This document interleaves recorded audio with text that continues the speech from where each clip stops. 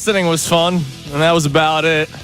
It was a lot of fun. Today's the day we get to talk about Rob Thompson, and as we get closer to the NFL draft, John may have a position circled, potentially. It's Kincade and Salciunas here on 97.5 The Fanatic. This is Kincade and Salciunas. I don't know what the Sixers' plan is, but I've said that for 2 years. The Sixers are stuck on, they're going to try to convince you that this can still be fixed. The Phillies have plenty of time to fix this. When I say, can someone explain to me what they're doing? Like, I still think the Phillies are a playoff team, whereas I don't know the direction that the Sixers are going in. Kincade and Salciunas. John Kincade, Andrew Salciunas. 97.5 The Fanatic and 97.5thefanatic.com. And a good Tuesday morning, Philadelphia. I'm Andrew Salciunas alongside my man, John Kincade. Johnny, good morning. And a good morning to you, too. How you doing, brother? Great. If the Phillies As if we didn't say hello at 5 a.m., but still, though, it's nice. Yeah. Always nice to renew It'd be better that. if the Phillies won a game. It would be. We'd have a little more fun things to talk about. So yesterday, they fall to the San Francisco Giants, 10-4. Interesting. Johnny and I both have a similar dislike toward the Giants. I think it all goes back to 2010. Yeah. Cody Bleepin Ross, Brian Wilson, all those It just guys. goes back to 2010. It's like a... But I hate that team. Yeah, I hate them, too. I hate them a lot, and so when I see I don't them like their color scheme either. His jerseys are Really cool. do not like poop brown in a uniform scheme.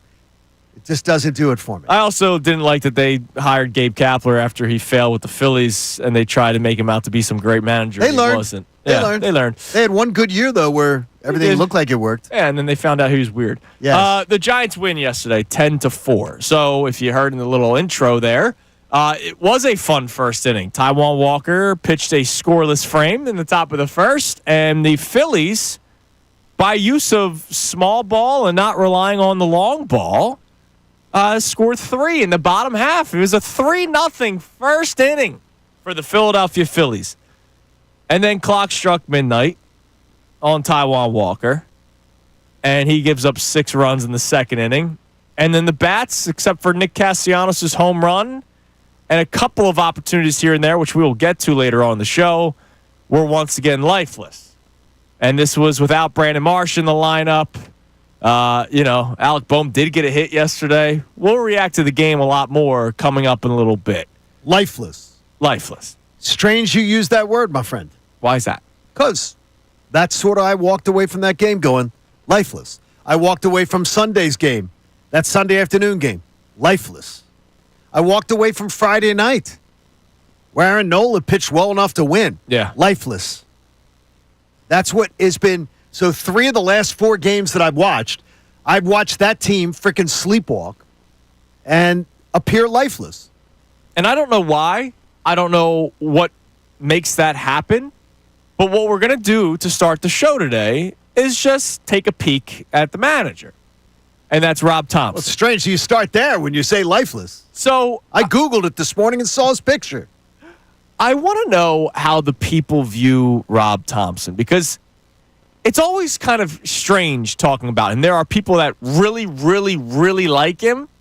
There are people that really, really, really don't like him. Right. And then there's, of course, the people in between. I'm one of the guys. I'm an in-between guy. Like How are you closer to? Because there's got to be some nuance to it. I'm closer to really liking him. I'm closer to really not. Okay. Okay, so that's where we come from in this. Yeah.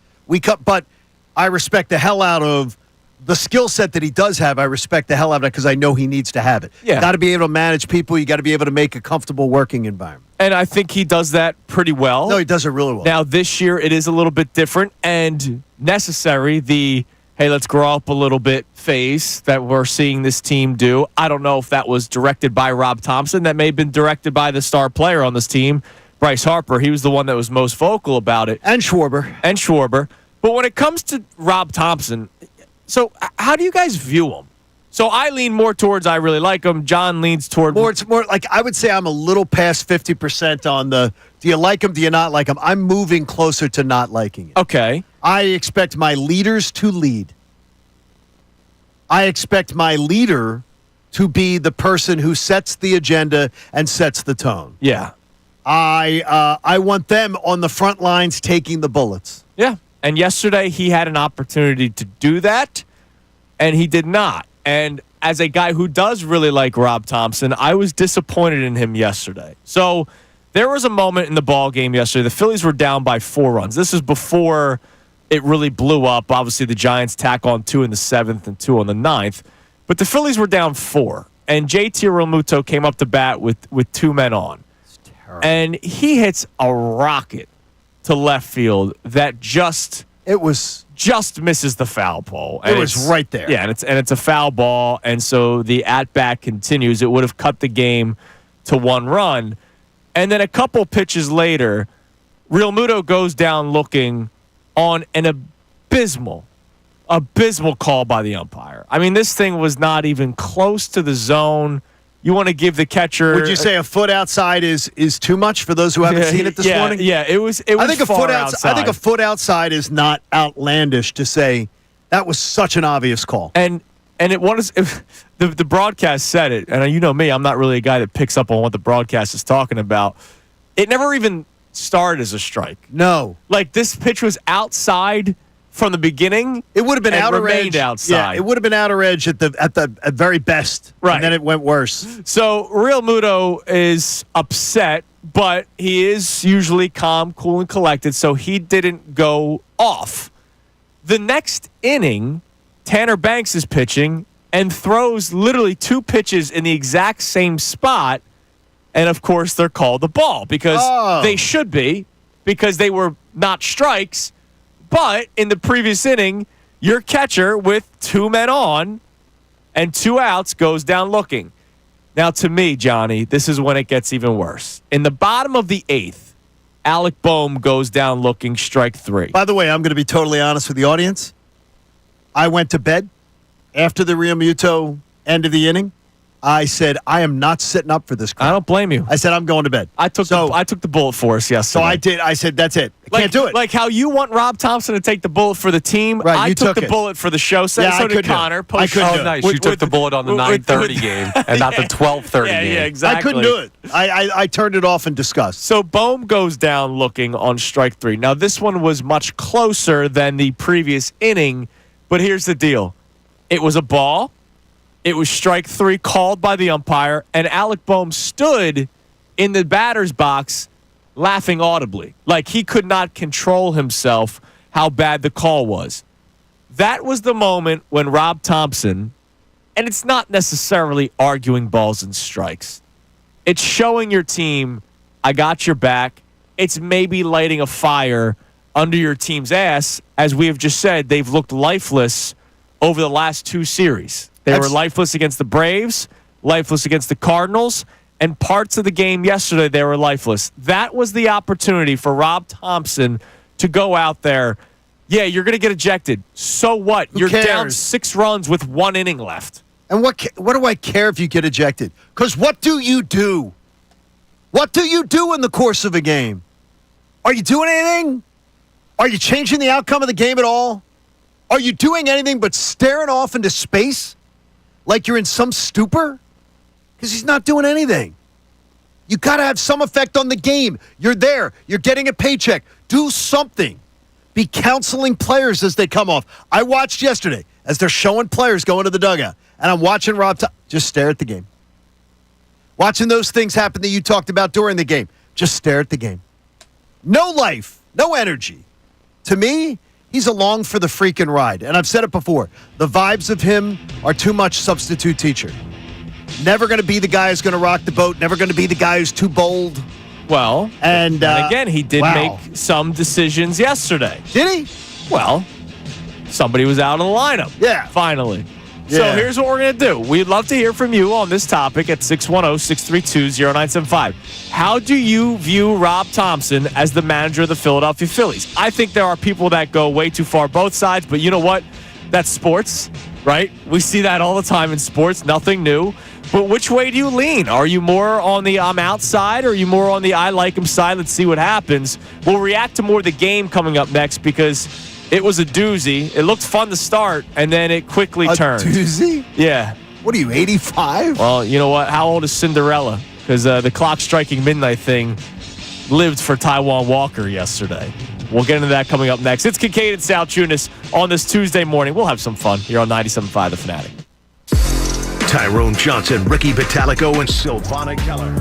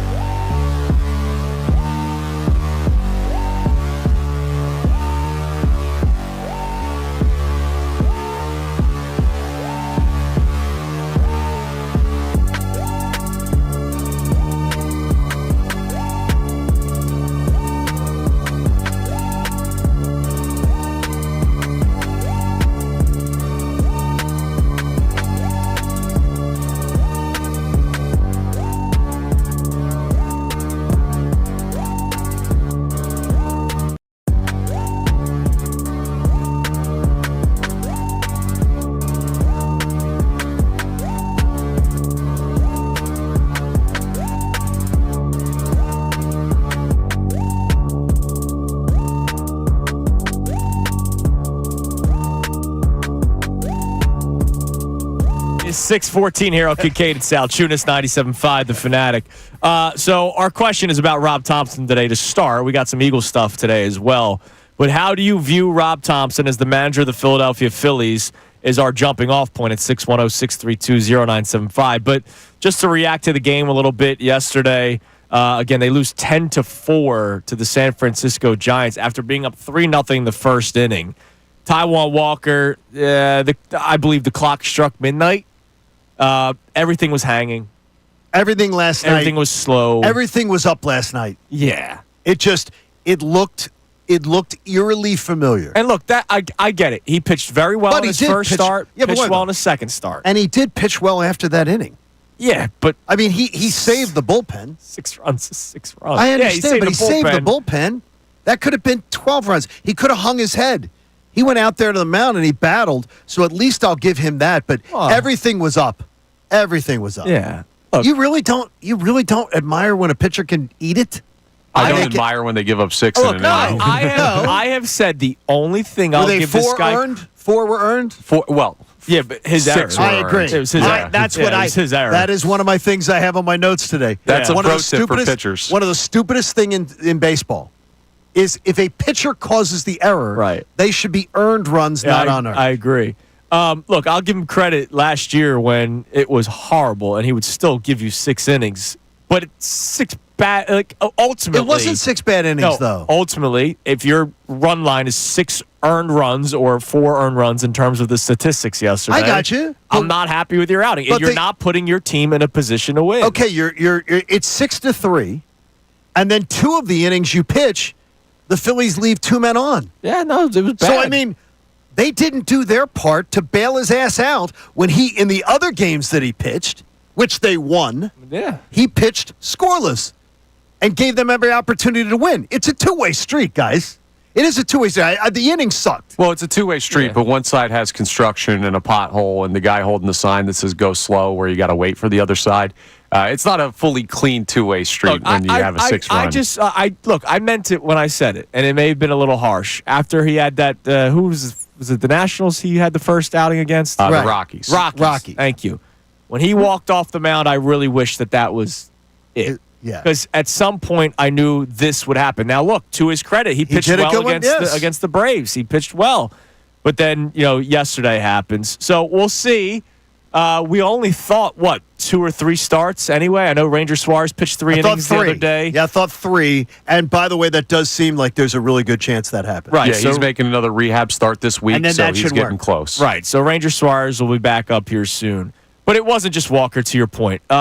Johan Rojas yesterday had a horrible day at the plate, 0 for 3, 3 strikeouts. He, of course, was in for Brandon Marsh yesterday, who Topper said will probably sit at least 3 days. What did you think of what the talk of Brandon Marsh being out of the lineup? I was okay. Look, he's not going to say he sucks, right? So I was okay with what he said, like the mental reset. I said to you guys yesterday, at some point, you're just not having fun anymore. And I know that sounds childish, but let's face it, baseball is a children's game. If you don't have fun coming to work in the morning, you're going to do a crappy show. Yes. And I have And fun that's it. every day when I That's come why, in. That's why I revel in working with all of this crew. Yeah. Because you guys have, every day when I come in, I know exactly who's showing up to work. Yeah. And that's a big thing. Rob Thompson doesn't know that right now. He doesn't know that. He doesn't know Well, who's showing up because he did. because he's got Mopey. He's got Mopey at third. Oh, yeah, He's he had a got big hit yesterday. He's got too hard on himself in center field with Marsh. Yeah. Marsh isn't Mopey. Marsh is too hard on himself. And one of those guys that maybe you start bearing down on yourself so much that you create the undue pressure that ends up sinking. Yeah, look, baseball's And I admire that, by the way. baseball's a beautiful game. You could go 0 for 4, and then the next day you go 3 for 4, and you And feel then great. all things come back to you. But when you go 0 for 4, and then 0 for 4 again, and you go, all right, tomorrow will be better. And then you Tomorrow go will 0 be for better. 4 again, and then you start going, oh, damn, I need to get a hit tomorrow. And then when you don't get the oh, damn hit, now you're looking around like, I can't do anything right. And Right. so I believe this decision was the right one, and I tweeted this out yesterday. I wish they did it against St. Louis, but maybe it was better to do it at home. Why? If he's struggling, Brandon Marsh has become the target guy. The boo birds would be flowing.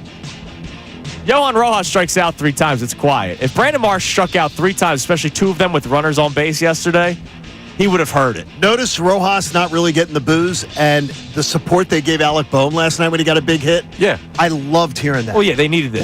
I loved hearing that. And he needed it. Loved All it. right, coming up next, we've talked about the bad call. We'll dive deeper into it because John Kincade has been begging for something, and some may say that last night was the prime reason for it. It is Kincade Salciunas here on 97.5 The Fanatic. Fanatic Sports Update. The Phils drop another one. I'm Connor Thomas, and the Phillies fell to the Giants 10-4 last night in their first of 4 games against San Francisco. The offense, well, they look slightly better than the past few games, with Taijuan Walker allowed 6 runs in a nightmare second inning. And the Phils, well, they left too many runners on base as well. Rob Thompson did like the energy of his team more last night than in the previous games, though he talked about it after. It can change like that, too, and all of a sudden you're playing good baseball again. But I thought the guys coming in today, they worked out really well. The energy level was good. I expected good things tonight. Well, we'll see if we can get those good things tonight as the series continues. Game 2 is at 6:45 this evening. Jesus Luzardo facing off against Justin Verlander. The Flyers play the Blue Jackets tonight at 7 p.m. You can hear that game live here on the Fanatic. Sixers are still beginning their off-season operations, and we're a little over a week to the NFL draft. We're still keeping an eye on what the Eagles could do with pick 32. We'll talk to Jeff McClain of the Inquirer coming up at 8:25. This update's brought to you by Mercedes-Benz. That feeling of owning your first Mercedes-Benz is hard to believe, but it's real. From the leather stitching to the iconic design, every element of a Mercedes lives up to its reputation. See for yourself at your local dealer. I'm Connor Thomas for the home of the 76ers and Flyers, 97.5 The Fanatic and 97.5thefanatic.com. Ricky Vitalico.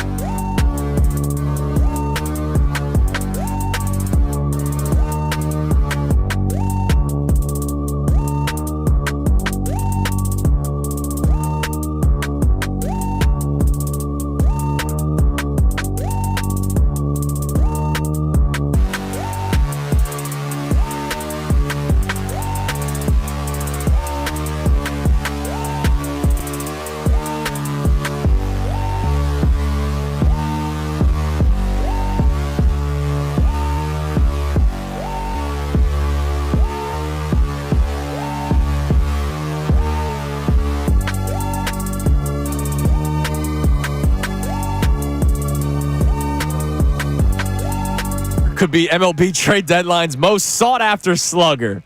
Again, By the way, the tweet continues. He had a disastrous 2024, but if Robert can play to his potential, the phones in Chicago will be ringing off the hook. Just a quick update. He's hitting 163 this year he's awful. with 16 strikeouts. He's awful. Like, I don't know why. Why would he be a hot name? Now, here's the other thing, right? We got to keep the same energy. I think he's got much more potential than Brandon Marsh, but he is also 27 years old. So Yes. at some point, it's like, all right, you got to bleep or get off the pot. I think the book was written. Like- Like, people have read it. We have Jeff Francoeur on the show often. Yeah. Jeff Francoeur stormed onto the scene in Major League Baseball like a freaking rock star. He was the cover of Sports Illustrated with The Natural, Right. with his picture. Yeah. And within 2.5 years, the book was out on him in Major League Baseball, and he was pretty much done. He was a journeyman. He wasn't a starter anymore. Good journeyman. Oh, yeah. Quality He was a journeyman. Yeah. The thing is that the book gets written on you, and whether you react to the book or not, and Jeff will tell you. We could talk to him next time he's on with us. Yeah. Jeff will tell you he wasn't able to react to the book. Yeah. So, deja vu. Luis Robert Jr. will be the most sought after I don't want to even hear his name. player this trade deadline. Unless he gets really hot, and then you'll want to hear his name. Yeah, but do I want to block center field? Because if by the end of this year I don't have a center fielder that's coming out of Lehigh Valley, I'm bummed. Really True. bummed. I get what Well, you're unless saying. you get him, he plays left in the future, and then you have Crawford in center. Okay. You know, and that I don't solves your I'm left done. field You know what I'm issues. done with? I'm done with the duct tape. I'm done with the using the Gorilla Glue. I want answers. I don't want quick fixes. Well, he's I not don't want duct Band-Aid. tape. Who? Luis Robert? He's a much better player than Brandon Marsh or Yohan Ross. Yeah. But he's not a good player. He's not a good starting player in baseball anymore. Not right now. I mean, No. I think he is. Last year he was terrible. Yeah. He was bad last year too. Read the tea leaves. Chicago's it's taken a South turn. side of Chicago does a lot of weird stuff to players. Yeah, that doesn't help either. All right, so yesterday during the game, one of the big moments, not that this was a game-changing result, but who knows what could have happened. JT Realmuto, as we mentioned, the Phillies were down 8-4 at the time. There were 2 men on, 2 out, and he goes down looking on. I saw the tweet from Ray Dunn last night. The pitch almost hit Fishtown. That's how outside it was. Credit to the Phillies fans, by the way. You turned it off, so you missed. I did. I turned it and off. I don't blame you. Well, no, I turned it off after seeing my manager Yeah. just staring into space. Yeah. Just staring into space. No reaction No after that reaction. Nothing. So ridiculous. The next inning, Tanner Banks threw a pitch in the exact same spot to a right-handed batter, right? The fans that were sitting behind home plate were going, Blue, how is that not a strike? He did it back-to-back pitches. The heckling from the fans behind good. home plate, I give you 2 thumbs up and very well deserved for Mr. Yellow Glasses behind home plate. But that moment is a reminder of something that you want in Major League Baseball. Yeah, I'm telling you. And I teased it on a tweet, so I knew we'd have some discussion about it on the show today. If you find that charming, if you find that a part of the game, when we now know, even in Major League Baseball games, we can get the strike zone 99.67, I think it was in spring, 99.7 in minor league baseball, accurate. If you find the human element so charming, I don't know what the freak you like watching in sports. We can get the call right. We can get them right almost 100% of the time. There's zero reason not to use it. The technology exists. The technology's been tested at every level. The technology now, we know from spring training, is incredibly accurate. There is no reason we should not have robot umpires. So this Balls and strikes. There'll still be an umpire back there, by the way. right, because they got to save batters home There's still- plate, exactly. plate safe or not. Catcher's interference, Yeah, all things that like kind that. of stuff. Yes. So this is becoming the DH talk for me. I was anti-DH in the National League, but So was I, by the way. I knew it was happening. I knew it was inevitable. So I had to start talking myself into, all right, this is going to happen. like the inevitability of it. Yeah, just deal with it, right? I know that this is going to happen at some point in Major League Baseball. Doesn't mean I'm necessarily for it, John. Now, I got again, you. I played catcher for like the majority of my years in baseball. There's the art to framing that would just completely go away. Don't call it framing. Call it making a ball look like a strike so an umpire makes a mistake. Framing. Making an umpire make a mistake due to it. It's stupid. That's a stupid reasoning. Okay. Throw strikes, or throw balls. Again, that's it. It's. I am a diehard baseball fan, so this is intricacies to the sport. You're a purist. Yes, there's intricacies to the sport that go away with that, and I don't like it, but I know that it's happening at some point. You have a big, tall glass of lemonade, and you're sitting on the front porch. Yep. And you're rocking on your rocker, and you're telling Cooper, back in my day, Doug Glanville, who were the number 8. Back in my day, we had a catcher, and the catcher could get balls. Balls called a strike, son. And Cooper's like, Dad, that's stupid. That's stupid. I'm not in favor of it. What I would be in agreement with is the ability to challenge, which that started in minor leagues already. Why would you want that? Because you want them to get the call right, you mean? If it's egregious like that, sure. Okay. Why not get them all right? Your reasoning doesn't make sense. No, my reasoning does make sense. Get them all right. Depending on how you watch the game of baseball. Get them right. Get the calls right. Imagine, take your logic and put it to any other sport. Yeah, I got you. Put it to any other sport. It doesn't make sense. But that's because baseball. it's not the rules of the game. Oh, that's not necessarily true.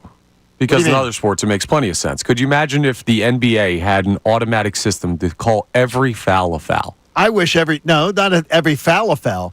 Every single on a basket, on a play that is good or bad. The ruling on a basket is good or bad. Good or bad. A shot, good or bad. That's a big difference. Then a ball and a strike. This is simple. It's a strike or it's a ball, and it can be almost impeccably accurate. It is so razor thin. Yeah, like you said, 98%. With 98%, in spring training, there was 98.7, and because they were also in minor league ballparks.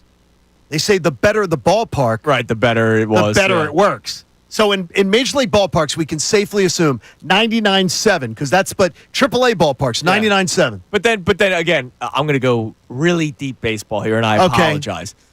A strike is when it crosses the plate, right? Okay. There's going to be curveballs that you are going to hate that will be called a strike because they're crossing the plate at the letters, which will be technically a strike, even though for 100 years you would be calling that a ball. Well, don't a lot of people hate the letters to begin with? A lot of guys I know guys in baseball who don't like the letters, don't like hearing about. They think the strike zone's too high. It's too high. Yeah, there's a weird question about that. And also, too, before every series in baseball, a lot of fans don't know this, is a little inside baseball.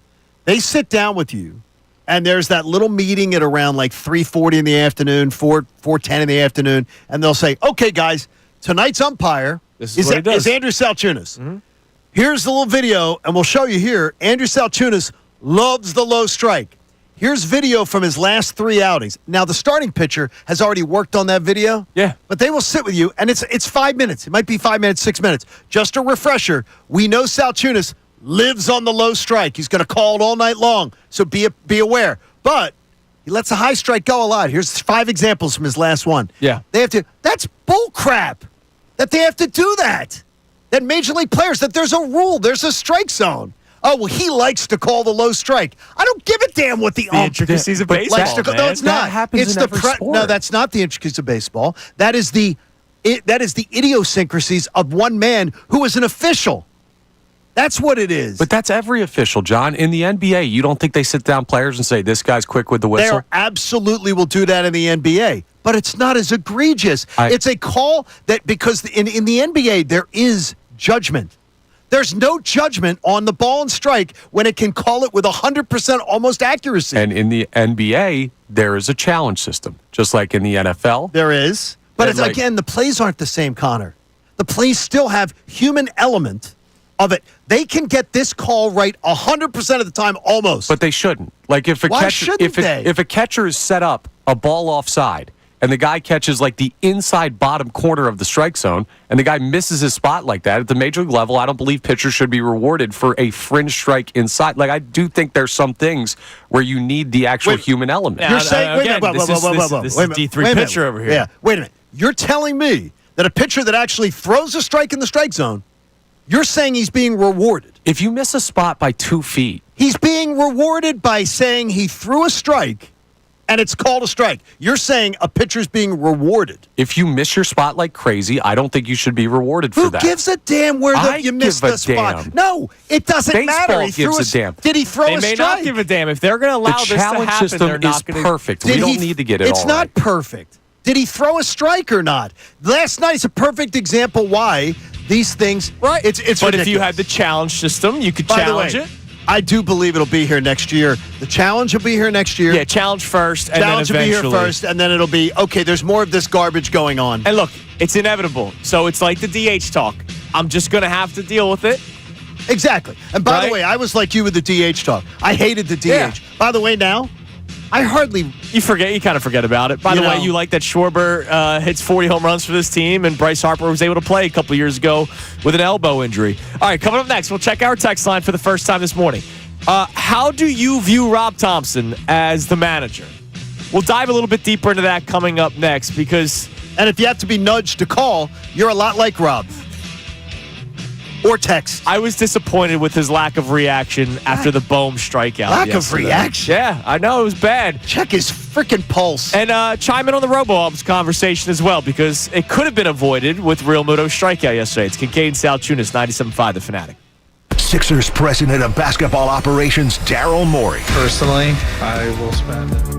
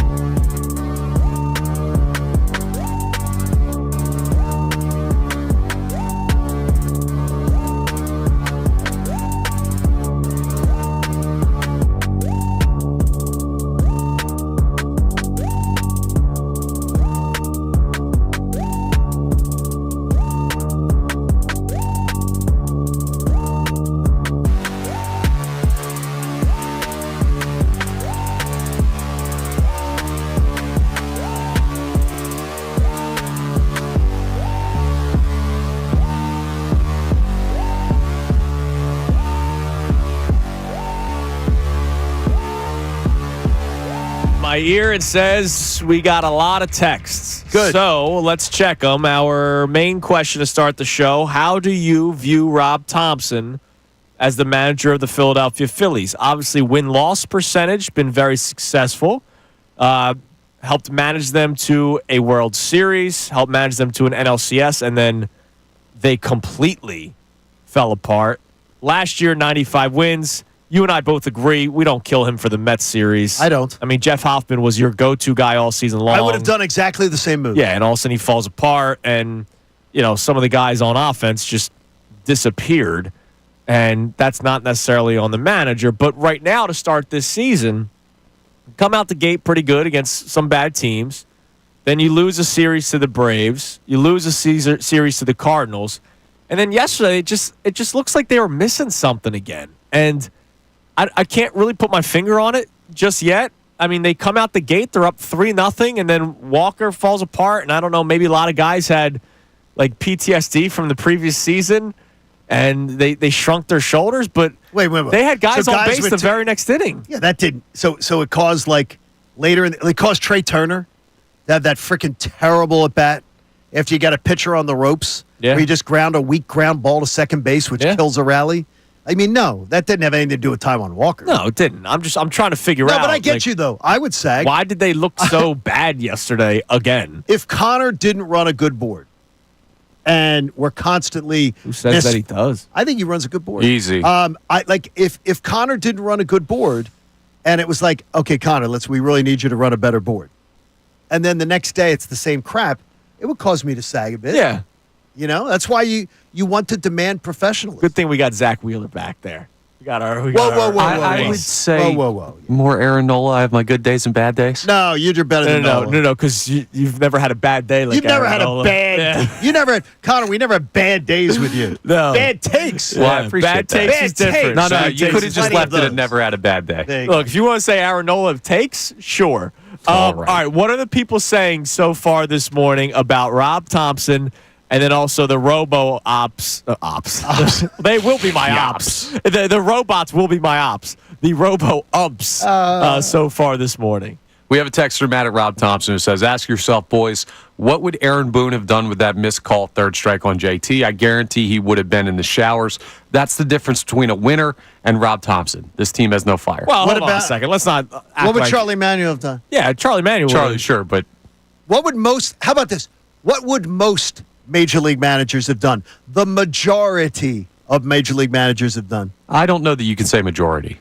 50.01%? Yes, I can. Look, I absolutely can. They would be going nuts. I at would that. say this, at least a bark from the dugout. Yeah. Because there wasn't even a He bark. didn't even pay attention. No, I got you. But He if we're, stared off into space. if we're talking about a guy getting run, I don't think the majority of Major League umpires get run. By the way, real quick, the Aaron Boone. He's not that good. First off, he's won one pennant. All right, so let's not call Aaron Boone a winning manager when he's had. No, he's bringing up an example of a manager who is engaged in the damn game.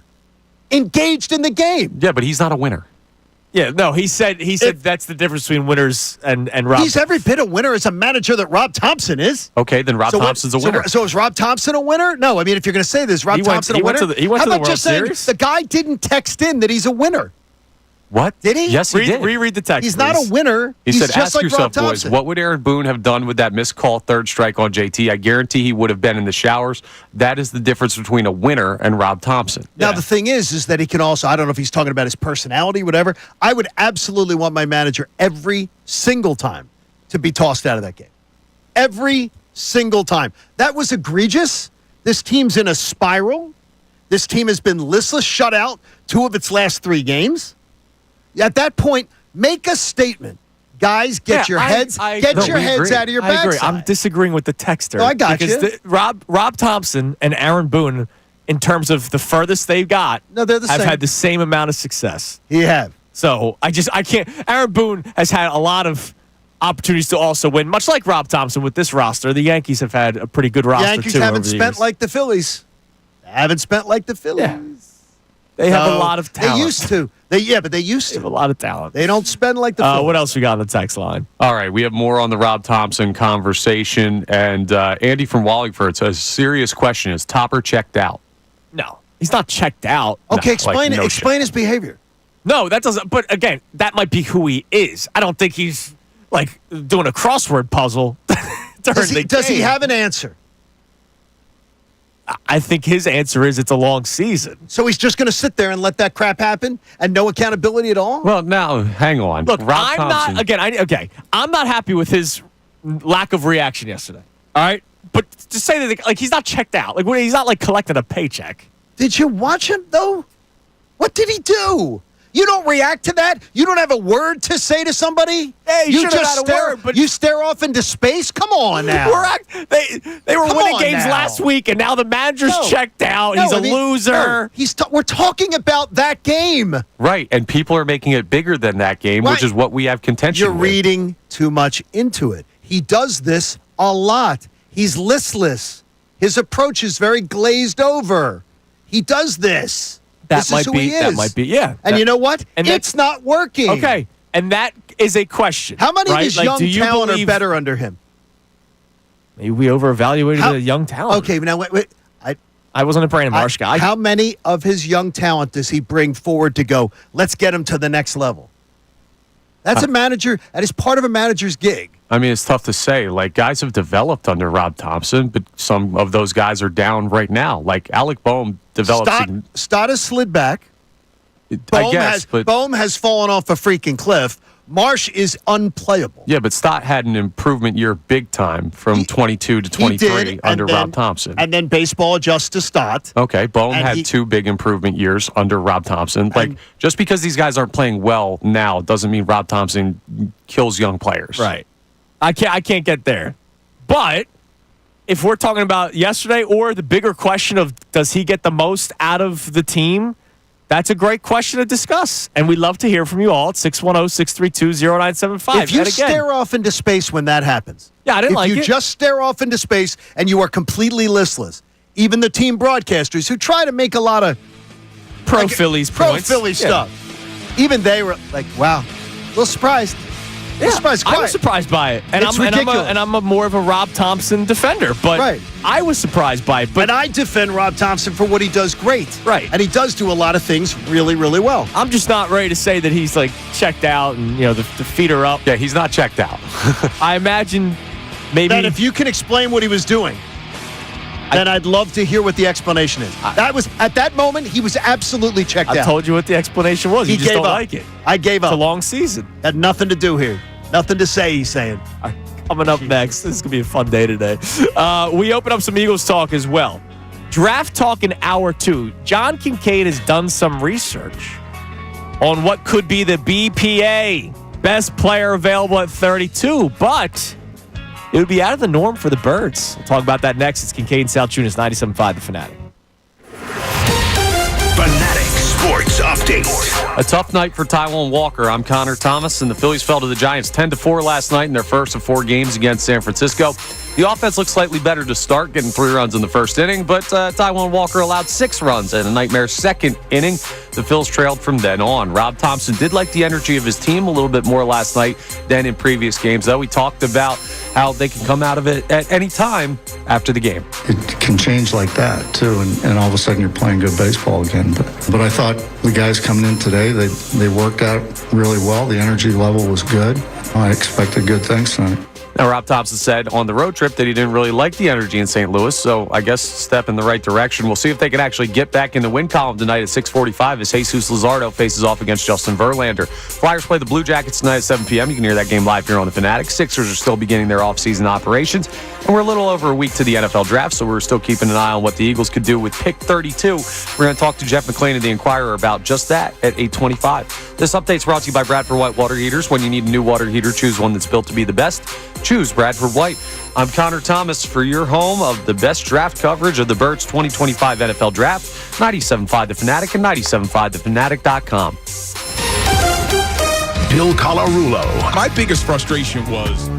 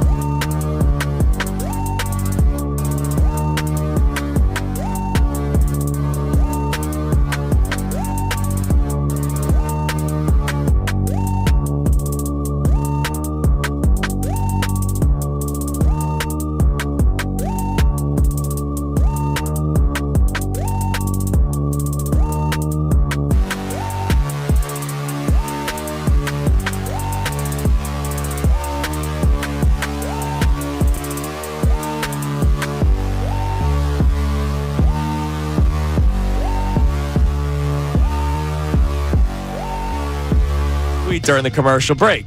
So Brendan and Haley do a great job always posting, content on social media. And they posted the video of our, sort of main topic today with Rob Thompson, how you view him as a manager. And H. Marrero checks in.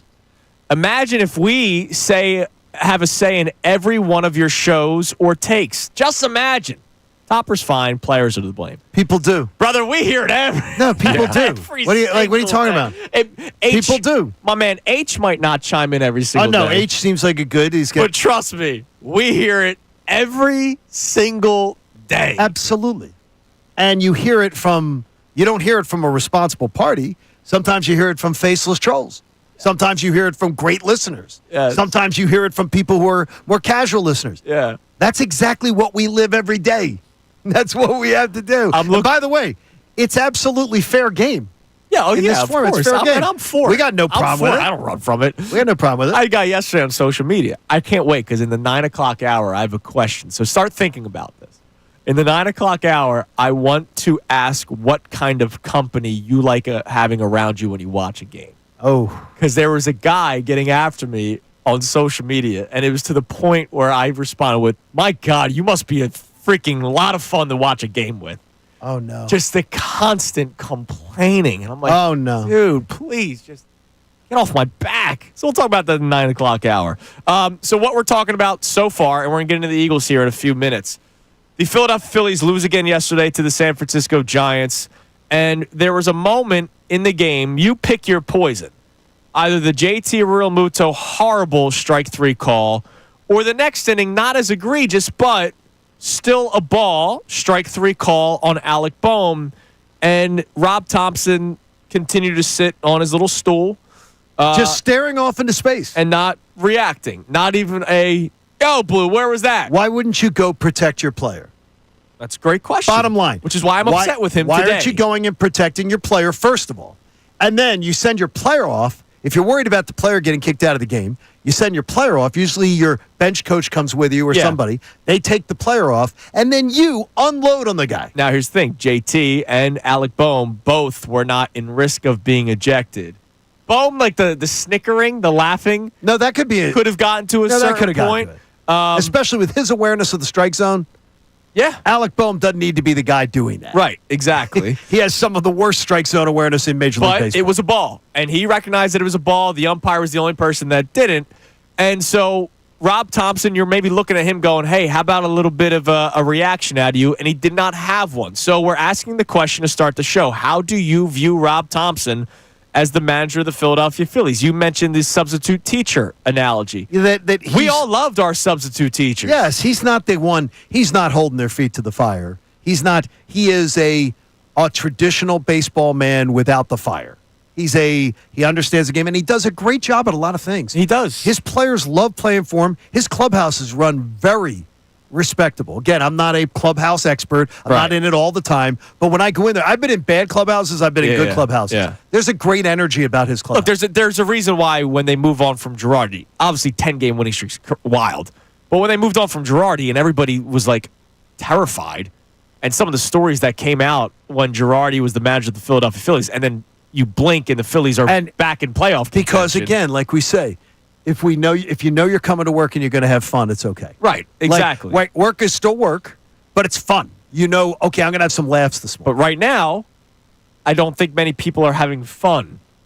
And so the question is, what do you do next? And I thought that there was a missed opportunity by Rob Thompson to try to go out from his comfort, maybe get out of his shell a little bit. What's that thing where the little minifigures are that they come out of the trees and the hobbits? Trolls. The hobbits.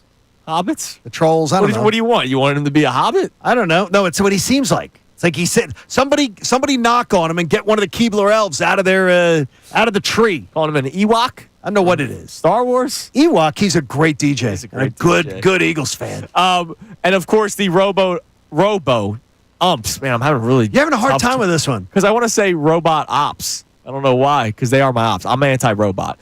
The Robo umps after those bad calls, that's one of those games where you go, all right, this is why some of you want it. I'm not in favor of it. I'd rather have a challenge system. But as I said earlier, like the DH, I knew it was inevitable that it was going to come to the National League. So I'm prepared for it.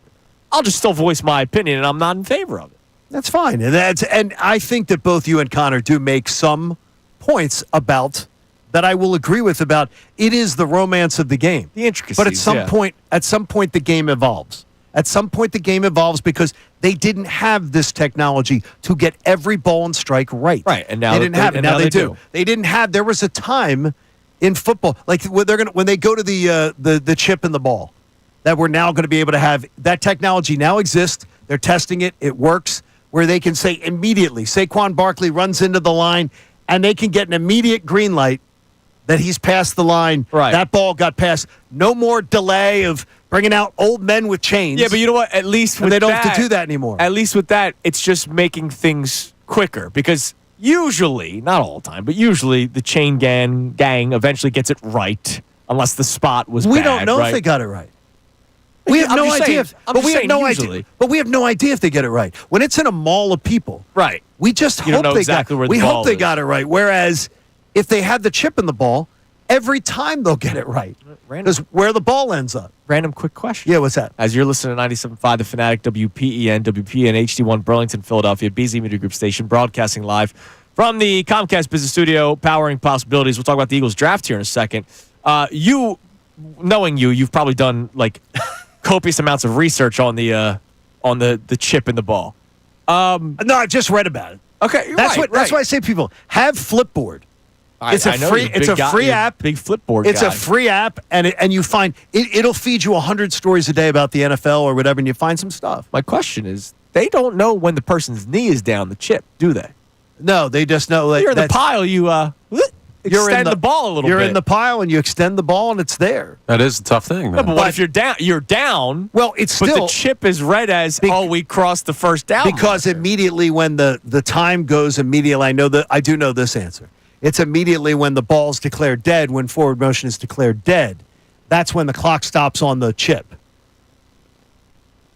Someone would have to push that button. No, they can do it even on a replay. What they did is they even go on a replay when they hear it. So there is they can say- technology. there's technology to say balls in you've got the chip in the ball, okay? So the chip's in the ball, you're going into a crowded line of scrimmage. The referee has not blown the whistle for forward progress. Yeah. The line on the screen that the guy who monitors it's red. If the Whistle's line blown. whistle's blown, he's at red, and the clock and the whistle blown are right. He can do that he can pull it back on video. Whistle's blown, that line is still at red. It's not Okay. good. So that's how it works. If it goes to green, you're in the pile, and then you extend the ball a little bit. no, because it'll be passed when the whistle blows. And right now, we deal with the whistle blowing. Right. That's when it counts. So this just gives you accuracy of where was the ball when the whistle blew. Here's the thing, right? Technology is not a bad thing. I want sports to improve, but the feature film Terminator once taught us that technology can be bad as well. Like too much technology can be a bad Okay, thing. what is going to be bad about it? What's bad about getting the calls right? Let's do this, right? Because with this, there would be no need for the implementation of a challenge system, right? If they use it, and you say 99.7%. On balls and strikes, there wouldn't be a challenge system. That's good, yeah. Right. Okay, so let's say that 0.3% is, I don't know, a big spot. 0.03%. Yeah. It's still just 0.03%. No, I got you. It's what you don't have now. 99.7% you have. I think the challenge thing is perfect. Like, if you get it right, you have checks and balances for an umpire. You still keep the strike zone generally, so you're going to get some pitches the guys should get by determining what guys' strike zones are. It's the marriage of two that should get you to a place where the game is in a great spot, in my opinion. See, I think the great spot is getting it right. It's right. And then it just comes down to how You just get it right. how you watch the game of baseball. I still can't get by Connor with I'm still mind-boggled that it's like he gets rewarded with he missed his spot with the catcher, but he gets rewarded because it was still a strike. I'm like, Yeah. okay, It's the difference between being out there and watching. it's a strike. He threw a strike. That's inside baseball. No, though, but right there from he threw Connor. a strike. Again, it's the difference between being out there and watching and being out there and playing. Like, Okay, but we're not playing. This is pro baseball. None of us could sniff playing pro baseball. but it's still the sport, John. Yeah, we're I watching can hit a it. fastball. We are watching it. I So got we you. should take it from the watching standpoint. But I want it to be best for the players as well.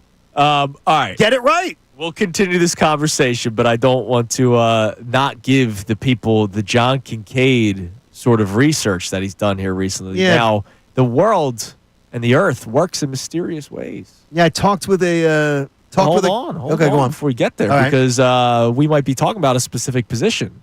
The Dolphins and 7-time Pro Bowl Jalen Ramsey have just mutually agreed to part ways. He will explore trade options. According to Ian Rappaport and Tom Pelissaro. No, They're not never, here. They're never bringing him in. Yeah, this because of locker Vic room. Fangio. I mean, Jalen Ramsey did not like Vic Fangio, so he's Yeah. not coming here. But just so you guys know, there's a big cornerback on the market. Now, please. Yes. What I continue. would say to you is that don't be floored if a corner came off, if the Eagles do go with the best player available. So I was talking with a draft expert the other day. And by the way, a draft expert will join us who studies this stuff. Will join us on Thursday, Thomas Dimitrov from Sumer Sports. Love that. Will join us right before Andrew DeCecco joins us to really get knee-deep a Big week out. draft day. And in the Eagles' range, they literally have this chart that says what will be the best value positions when the Eagles pick at 32. And then you can actually see if the Eagles move up to 25, like the sweet spot for a quality safety. You can see you got to get Yeah. up to like 25. It's actually 26, but there. Or you can see that if you slide back, you get back into another quality area for safeties. Where the Eagles are, they, according to many of these draft sites, I'll tell you, there's a lot of good corners. Do they believe? I think it's going to be the acid test of this. Do they believe they've got quality corners in-house, or do they believe they have to go and dip into the draft pool again? So here's And what that's we'll going to be do. the answer. That's going to be the question I think that gets answered. We'll expand on that coming up next because I find it fascinating. I love this kind of stuff. I would not be in favor of said decision. No, so you wouldn't. Okay. I would not be in favor of said decision. I'd rather them move around if that were the case. I'd rather them stick with kind of what they believed in, and I think last year they did a great job on going away from their norm, but I don't want to go target another corner. So let's continue this coming up next. Also, I want to see which position you would most want them to target at 32. Deep defensive tackle draft class. We know that there's tight ends in that area, corners. We've heard wide receiver, which I think is nuts, but we've heard it. And I will remind you of a call that we had a couple weeks ago. It's Kincade and Salciunas here on 97.5 The Fanatic. The NFL Draft is right around the corner. What will the Eagles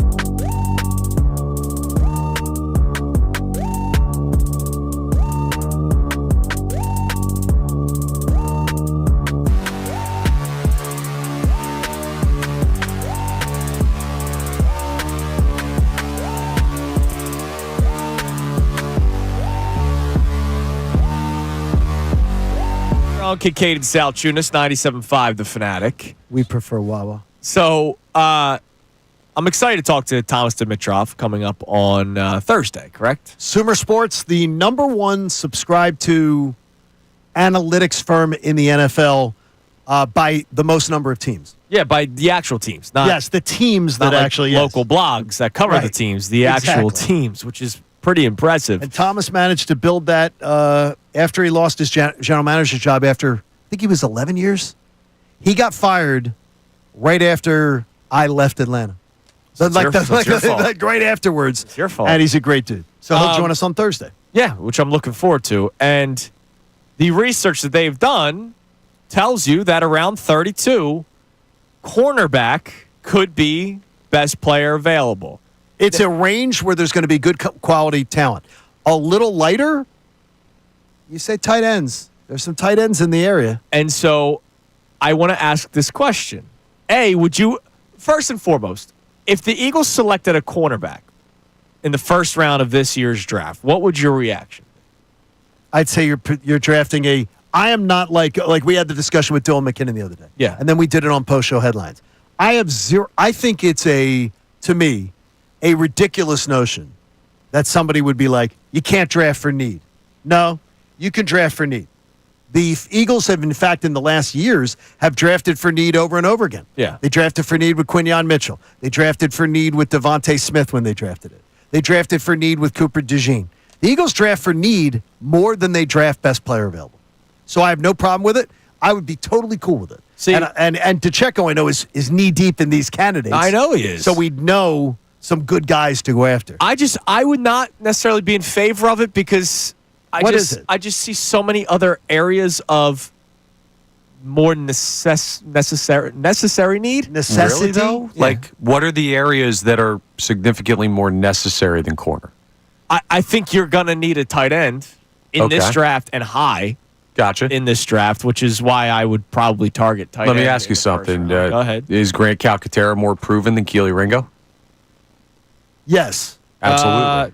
Sure. Yeah. Yes. And is tight end on this Eagles offense significantly less important than an outside starting corner for this defense? No, but I've seen this Eagles defense win with subpar outside corners, and I don't know who Keely Ringo is, which is why I want to bring in veterans, and I'm not saying Adoree Jackson is like it for me.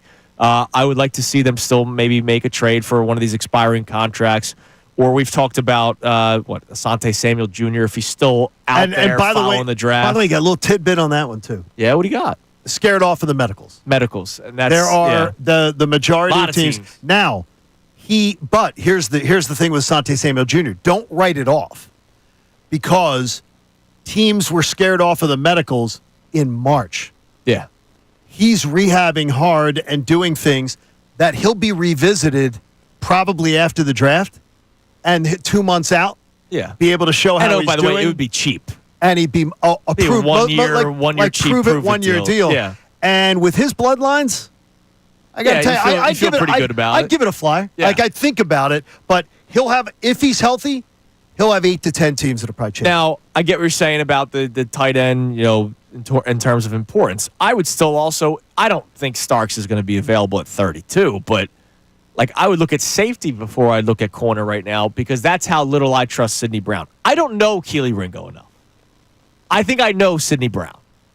Okay. All right, listen, I'm with you on safety. I can't get there on tight end because I don't think it's that important of a position for this team with how good the offense is. Safety and corner are probably your two biggest spots of need right now on this team, I'd say. So if they draft at one of your Corner is one of their biggest needs? dude, if Keely Ringo is not good, I'd still go edge rusher and defensive tackle over. yeah, but corner. Quinyon Mitchell does not matter because guys will just not throw the ball his way. Like they're going to avoid him like the plague this year. I mean, they avoided. Now the question, Connor, I want to ask you this: do you think they avoid him the same way without Slay? I think they avoid him more. Right? If it's Keely Ringo or Quinyon Mitchell, I'm not throwing the ball that guy's Later way. in the year, now maybe it was because you were playing better teams. He got targeted more did. later in the year when they started to play the better teams, like the playoff teams. I guess maybe it's necessity Yeah, at that you can't point. not test the rookie Right, when you it's get necessity. deep into that. But like, I think Quinyon's going to be really, really good, and I So don't do know I. what Keely Ringo is. So, but safety is also a valid concern. I can't be upset at all with a pick that they make at a position of need if the player's going to be good. I'm not going to. It's not going to be like when they drafted Jalen Hurts and I was like, "What the hell are you guys doing?" I'm not going to have that reaction. It's just I don't have cornerback as like 1, 2, or 3. But your reaction to Hurts, team. your reaction to Hurts being drafted again, just because we weren't working together. I know. Just so I can verify with both of you, was not Jalen Hurts sucks. No, to me it made no sense. No, it was like, what are the Eagles doing? Okay, They have 7 other positions of need, and you just paid Carson Wentz $100 million. You're drafting a quarterback in the second round. What are we doing? But Carson Wentz had not finished another season. And that same year, Jameis Winston signed a 1-year deal for $1 million. And I remember being like, wait, if we were – remember, the talking point was quarterback factory and cheap backup options because Nick Foles was getting paid. Okay. I could have gotten Jameis Winston for $1 million. That's a cheap backup. Okay, we're totally absolutely on the same page now. We all had the same reaction. I was very high on Jalen Hurts, watching him through Alabama and watching him come up there, and then seeing what he even did when he went over. I was just stunned that was the direction that they went. Now we have audio from Todd McShay. It's a quick clip here, Johnny. So. Thomas Dimitroff and his team says cornerback could be that spot at 32 for the Eagles. Todd McShay, longtime draft guy, he goes a different direction. Take a listen. I do think with the Eagles, keep an eye on the Dallas Goedert situation. I could see Mason Taylor. Ooh, he's my tight end 3. We talked about him this week, yeah. I think Mason Taylor could be interesting there. Not a dissimilar skill set. By the way, that was Mina Kimes also on the podcast. Her tight end 3, so her third best? Is well, that yeah, what she's saying? the top 2 are going to go. Yeah, they're going to go early. Well, Warren is freaking. He's going top 15. I don't know exactly how high, but he's going top 15. And some team's going to be really happy. Right, exactly. So it's going to be a freaking. There is still a possibility. So we'll see in which direction they go. They just talk to you about Randy, and they're not saying that they're going to do that. Right, just makes sense. They're just saying, boy, it might not. If you want to go best player available, it's an area where best player available, there will be a lot of corners. I think Sumer thinks they're going in a different direction, but I'll let Thomas talk about that with us on Thursday. No, spoiler alerts. I don't want to give anything away. By the way, this goes back to what I said to you guys like last week. I love this draft because of the optionality. I love this draft because of the unknown direction the Eagles can go I'm fascinated with it. People love top 10 because you might know what they're going to get. I have no idea what they're going to get, which is what's more intriguing to me, the unknown. I'm more intrigued about where they're going to move around. Yeah, because that's a possibility too. Coming up next, NBC Sports Philadelphia, they compiled another list of mock drafts, Johnny. Last time we did this, there were a bunch of different names. This time, people may be zeroing in on a player. It's Kincade Salciunas, 97.5 The Fanatic. Fanatic Sports Update. The Phils fall to San Fran. I'm Connor Thomas, and the Phillies fell to the Giants 10-4 last night in their first of 4 games against the San Francisco team. The offense looks slightly better for the Phils than the past few games, but Taijuan Walker allowed 6 runs in a nightmare second inning. Seems like he's come back down to earth in a big way. Rob Thompson did like the energy of his team more last night than in the last series of the road trip, though. He talked about it after the game. It can change like that, too, and all of a sudden you're playing good baseball again. But I thought the guys coming in today, they worked out really well. The energy level was good. I expected good things tonight. Now, energy is one thing, wins are another. We'll see if the Phils can get back in the win column tonight at 6:45 as Jesus Luzardo faces Justin Verlander. Flyers play the Columbus Blue Jackets tonight at 7 p.m. You can hear that game live here on the Fanatic. Sixers still beginning their offseason operations. And we're a little over a week to the NFL draft, so we're keeping a strong eye on what the Eagles could do with pick 32. We'll talk to Jeff McClain in the Inquirer about that coming up at 8:25. This update's brought to you by the New Jersey Division of Highway Traffic Safety. Texting and driving, big risk, big consequences. You risk traffic tickets, fines, and if you crash and injure someone, you could even go to prison. Brought to you by the New Jersey Division of Highway Traffic Safety. I'm Connor Thomas on your home for the best coverage of the Birds 2025 NFL Draft. 97.5 The Fanatic and 97.5thefanatic.com. Vacation.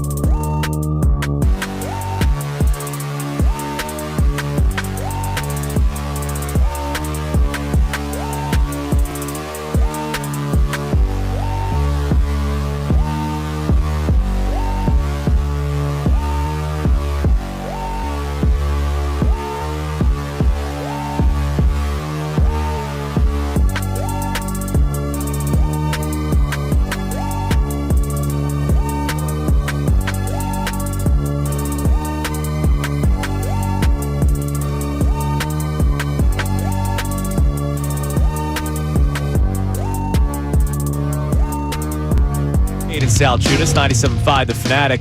Check our text line here momentarily on our question about Rob Thompson. How do you view Rob Thompson as the manager of the Philadelphia Phillies?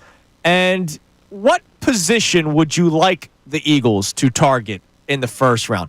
If your answer is best player available, that's great. But if you did have, hey, there's 5 players.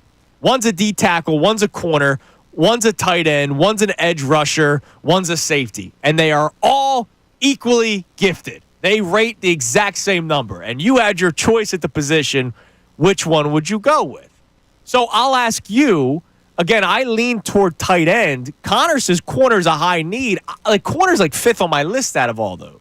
Where would you go? I think corner is a high need. But the thing is, though, I don't have all the information. I don't know what everybody within NovaCare thinks about Keely Ringo and what they think about that. So I feel like I'm dealing with it, but I think they're going to show us what they think of him. Do they go and grab a veteran? Right. Do they go and draft a corner with one of their first 2 picks? I think the Eagles are going to give us that answer that we don't know right now. But the one thing I do know is this. The Eagles draft for need. Yeah. They draft for need. When they drafted Devontae Smith, it was a need. They drafted for need. They had a desperate need. When they drafted for Landon Dickerson, it was for need. Milt Williams was for need. The Eagles draft for need. The Eagles don't draft best player available. And by the way, they do a pretty good job at it. I think they've done it. This 4-year run is absolutely mind-boggling. It is, and Thomas will talk about it on Thursday with us. It's as good a run as any team has had in the first 2 days of the draft in his memory. Yeah. Now, what's amazing is we all could give different answers when it comes to that question, and D tackle would be one of those tops for me, and I do believe part of it is the Eagles' bias because that's just what they do. It's what they believe in. By the way, Jordan Davis will be 5th-year option. What's the future after that? We'll find out. Obviously, Milt Williams is gone. Milt Williams, as Andrew DeCecco has pointed out multiple times with us, played about 48% of the snaps. So that's a big hole that they're going to have to figure out. So NBC Sports Philadelphia, Dave Zangaro, did the list of mock drafts again of who the Eagles are selecting. Remember, last time we went through it, there was like 8 people, and all of them were different positions. Correct. The only reoccurring position was offensive tackle, the potential replacement to Lane Johnson. This time, and this is why I laugh at mock drafts because, people's answers change once a week. Here are the players, and really a player, that people are focusing on. Okay. Yahoo Sports, Walter Nolan, defensive tackle, Ole Miss. Andrew DeCecco has spoken highly of him on this show. He is high. That's what I want to ask Andrew on Thursday. Would he even be there? Brad Biggs, Chicago Tribune, Walter Nolan, Ole Miss. Rhett Lewis, NFL.com, Walter Nolan, Ole Miss. So now we've reached the point of maybe zeroing in on a specific player. Another writer from NFL.com had the Ezeraku from Boston College, but he had him falling to 32, whereas a lot of people think you would have to trade up to get him. Jared Dubin of CBS Sports has James Pierce, edge rusher out of Tennessee. I have questions about Pierce, but okay. But I have so questions far, about him that I'd be like, Walter Nolan, defensive tackle 3 times, and then 2 different edge rushers. And then lastly, Steve Serby of the New York Post says Jahad Campbell, linebacker out of Alabama. He can kind of be that combo edge rusher / linebacker who drops into coverage. Okay, do you like those kind of linebackers? Because I don't know what he is. I like them if they're good. Yeah. No, I mean like Zach Bond, right? No, he's a good linebacker, Connor. Like, he's a good linebacker watching him play. He's a very good linebacker. But I just wonder what he is. And to me, I sort of like, if I was drafted, I don't like it when I start hearing hybrid. Yeah. I'm like, It's much harder to hit on a guy that has to do 2 things than a guy that has to do 1. Yeah. By the way, they just paid Zach Bond. I can't imagine they then also use a first-round pick on him. No. And that's why corner, I think, is off the table. As much as I think they would benefit from picking one in the first round, I would be shocked if the Eagles went from not picking a corner in the first round since Sheldon Brown and Lito Shepherd. Yeah. And then they go Back-to-back first years. and premium second, and then they go first the next year. That feels like a lot of draft premium at one position. That's why I don't think they're going to do it. Yeah, and I think they stick with their guns, and it's trenches. Like I do. Like I'm. And that, by the way, is boring, but damn, worked. you know what? Januaries are not boring around No, here. they're not. Nick Sirianni said during the season, "We're a boring team. I don't care. Neither do I. You're winning football games. That's fun. That's not boring to me." All right, so let's check our text line, and then coming up in a few minutes, I real quick, I have to ask: do you have anything Masters related in headlines today, Connor? I do not. Okay. I just learned. So you found something about the Masters? I learned something. You may have already known this. I just learned something during the commercial break. But go ahead. I want to hear some of the text messages first. Okay, you can take over my segment later when it starts. Oh, we'll go with this segment. Zach from Florida checks in, and he says, I like Rob Thompson, but he took a major step back yesterday. Yesterday, the umpire was Angel Hernandez level bad, and that's the reason for robo-umps, and Thompson just sat there. Yeah, look, I don't like his lack of reaction. Right? Like, and I'm a Rob Thompson fan. I don't think he's checked out. I don't think he just goes through the motions. But yesterday, that was a moment where you had the opportunity, and it's not just showing up the umpire. It's maybe showing your team, hey, I got your back. Now, I think the players do know that Rob Thompson has their back, but that was a chance to do it publicly. And I think that was a missed opportunity. I do think that's when a manager does it. Yeah. That something that egregious at that point of the game with the game hanging in the balance, it's very rare that you'll see a manager just be like, And if the Phillies have just staring off into space. If the Phillies have won 9 straight, maybe. Yeah, maybe. But the Phillies have just dropped 2 series, and after 1 inning in the ball game against the Giants, when they score 3 runs in the bottom of the first inning, the Phillies do, it then quickly went right back to what we saw in the previous 2 series, and that was a chance. Look, if they were 10-2 right now, maybe he doesn't go after the umpire. But the fact that they've had a couple of losing series recently, they've now what? They've only won 2 out of their last 7 games. Yeah, they've lost 2 series in a row. Yeah, so they're 2-5 in their last 7 games, and there's a lot of talk about and they're playing center field. And they're playing crappily. Yeah, they've been shut out twice. That was an opportunity for him to try to go out there and just kind of make a bit of a statement. Yeah, in that moment, I would have liked to see him get run. Like, I completely agree, and I think everyone who has that opinion is right to say that. But taking it a bridge too far, saying he's checked out on the team or stuff like that. At the moment, he was checked out. He was not aware. He was just there. Well, I think he was aware. I think he made a conscious decision not to argue it. I don't think that was the right decision, but I don't think it was just, I wasn't watching the pitch. I didn't see it. I'm just in the dugout blind to the world. And Rob Thompson has always been a laid-back guy, so I'm not overly surprised he did that. I just wish he would have. I think it's a Canadian thing. It could be a Canadian thing. It's a Canadian thing. Maybe. It might be. All right, I learned something during the commercial break. What's that? I did not know this, and I don't know when this started. About the Masters? Yeah. What? So do you know, and you probably know because you're Mr. Golf. I've been to 11 of them. Do you know that if there's an odd number of players... Oh, you just caught up to the... Yeah. I never heard of this. So... Obviously, after the first 2 rounds, they have the line and they cut players, right? Yes. If there are an odd number of golfers, they just kind of pick a guy who's a good golfer. Like, it's not like they're going to pick me, right? Right. I would tear up that course.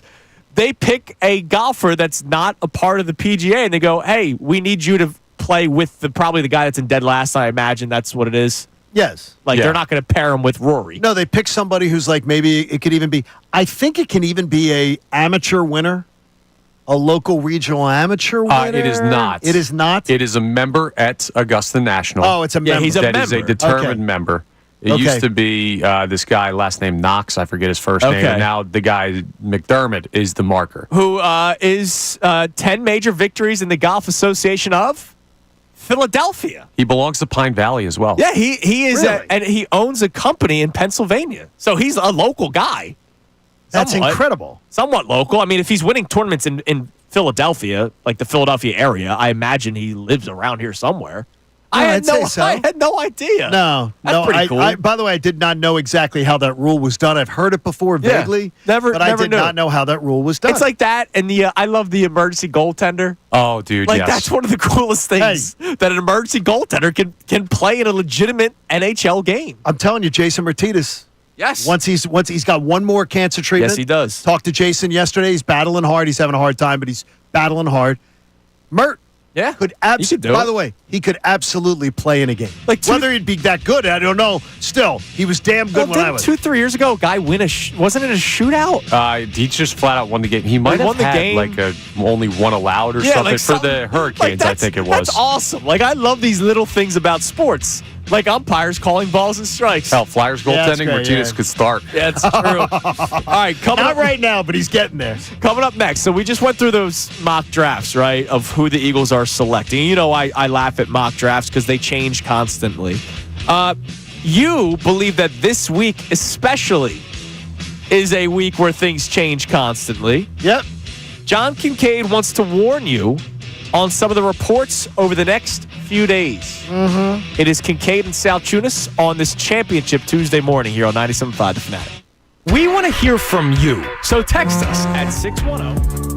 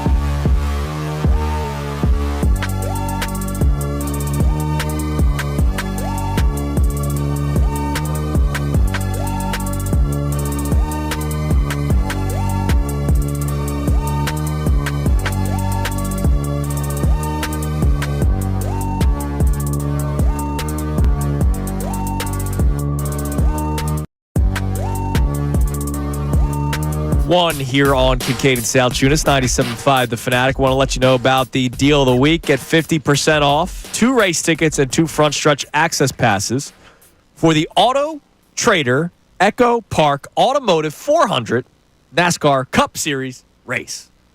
July 20th at Dover Motor Speedway. Get this exclusive offer while supplies last at 975thefanatic.com/deals. All right, so you have told this story on the air before, and I remember hearing you telling this story before, but I believe that it is a very important message for a lot of Eagles fans or any NFL fan that's listening to the show about the reports that could be coming out this week or the mock drafts or you name it. Tell the story of one Chris Mortens. Yeah, Chris Mortensen was part of like Adam Schefter's part of our show every single week. Yeah. Chris Mortensen was part of my show for 20 years. That's awesome. In Atlanta, and would join us with breaking news, and then he would join us every single Friday for a longer conversation.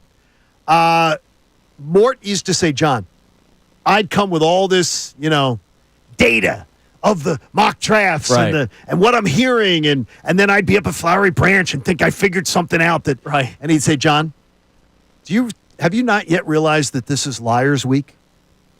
And he used to say that the last 10 days leading up to the draft, believe nothing that you hear that is attributed to a team unless they have the top pick in the draft. Right. So right now, and at 32, he would be telling me if I had any thought process or, I think I've got Howie figured out what he's going to do, he would laugh on the phone and go, John, he'd say, I admire your enthusiasm. Right. He said, but I've got to question your mental capabilities. Plus, especially at 32, that means 31 other things have to go right. He says, again, I'm going to tell you this. There's a car accident in your path today. You have to change one thing between when you leave home and when you get to work. There's a car accident waiting for you somewhere. Somewhere you got to choose. But the only way you're avoiding the accident is if you pick the perfect time to, I'm going to go left today and go right, go a little bit longer around here. And he'd be like, we don't know, because he would describe the first round of the draft especially as a big car wreck. Yeah.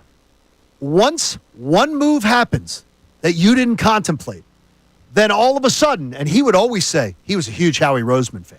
He would say, that's when Howie Roseman smells blood in the water. Right. And makes the pounce. He said, but I promise you, and he would tell us that Howie Roseman and his crew would have 7 to 8 mocks up of their own where they go around the room and go, what do we think the Bears are doing here? What do we think the Jags are doing here? And then he'd go, and they'd have disagreement. I think the Jags are going this direction. Okay. Well, then they would have to make another whole draft of the first round based on that turn. Yeah. And sometimes it works where they read the board masterfully last year with Quinyon Mitchell, right? Everybody thought if they wanted to get Quinyon Mitchell, who there was a lot of Quinyon Mitchell and Eagles connections leading up to the draft. Quinyon Mitchell was Liars Week last year. Yeah. Quinyon Mitchell was supposed to go 14 to 16. Yeah. Cooper DeJean. I still Cooper remember DeJean was supposed to go in the first round. There was an ESPN overnight interview that was airing, and I forget the guy's name, and he said, yeah, Cooper DeJean might go in the high teens. And it didn't. Or low teens, 13, There's 14. a lot of Liars Week stuff that goes on. But I will tell you this, just as someone who geeks out at the draft. Yeah. Now, I'm not Andrew Pacheco because he's super geek. Bro, he loves the seventh. He loves the seventh round. Yeah, he loves it. Now, Saturday is his favorite. That's why early birds on the day of the draft, I don't even know if he's doing it. It's going to be nuts. But to me, I screamed at the TV last year twice. Yeah. First night, second night. Go get Cooper DeJean. Go get Quinyon Mitchell. I would absolutely have been such a dope and have given up draft capital to move. But Howie and his team had studied it so much. So just realize none of the NFL insiders are probably even leading you to a player because it just takes one move changes a team's entire plan. And to your point, sometimes the GMs themselves don't read the boards correctly. Right. I will give you a trip down memory lane name. Is it a good trip? No. Or is this one of those bad trips? Because, again, this one worked last year. Howie read the board masterfully. Oh, he did read it masterfully. Back in 2014, they did not read the board masterfully when the Green Bay Packers at 21 selected Clinton Dix. They did. Safety out of Alabama. Who the Eagles were interested in. And they got caught with their pants down, so they traded back and eventually landed Marcus Smith. Terrible. In the first round. That was 14? That was 2014. Yeah. Wow. I was at the Applebee's in Deptford, New Jersey watching that one. What a place. Very random memory to remember where I was watching that draft. That is memorable. But yeah, they wanted Clinton Dix, allegedly, and the Packers took him, and then they were like, oh, damn, now what? Now and then what there do were we people do? that tried talking themselves into Johnny Manziel because he went the next pick. I'm just going to say it here is that I trust so much that whatever process has changed and their SEC-centric focused talent, to me, has helped this organization so much, and I hope they don't wander from it. Hope they don't. Yep. They stick to it. By the way, real quick, PSA. Yeah, PSA? Just pay attention to the road when you're driving. You mentioned accident. I saw an accident on the highway yesterday. Well, you didn't say everyone have a safe drive to work. Yeah, you didn't. Oh, yeah, you're right. Did I So not was say it that? the way? Was it the way home? Yeah. You saw an accident on the way home? This guy just, he was in the left lane, started veering off to the right lane, fixed himself, went onto the grass on the left lane, and then fixed himself again and went right into the car. How far were you away from them? I 3-car length. So you had plenty of time? Doing the appropriate distance, yeah. But the guy was going, he was passing the car in the right lane, but was probably on his phone. He was passing on the right? No, he was passing on the left. Oh, passing on the left. He was not paying attention. He overcorrected. Yeah, Weird day on the road yesterday coming back from the golf course. Full moon. So It was the aftermath of the full moon. Yeah, so people are nuts right now. Oh, yeah. It was. That explains us. I don't understand it. Pay attention. I guess, do you know anybody who's died in accidents? I have two. I know of I have people, two. unfortunately, And to me, I just say, sometimes I'll just say, John, slow down, dude. Yeah. Like to myself, like, there's no reason to Or- today or put the damn phone down. Oh, well, that just, I yell that on a daily basis. My God.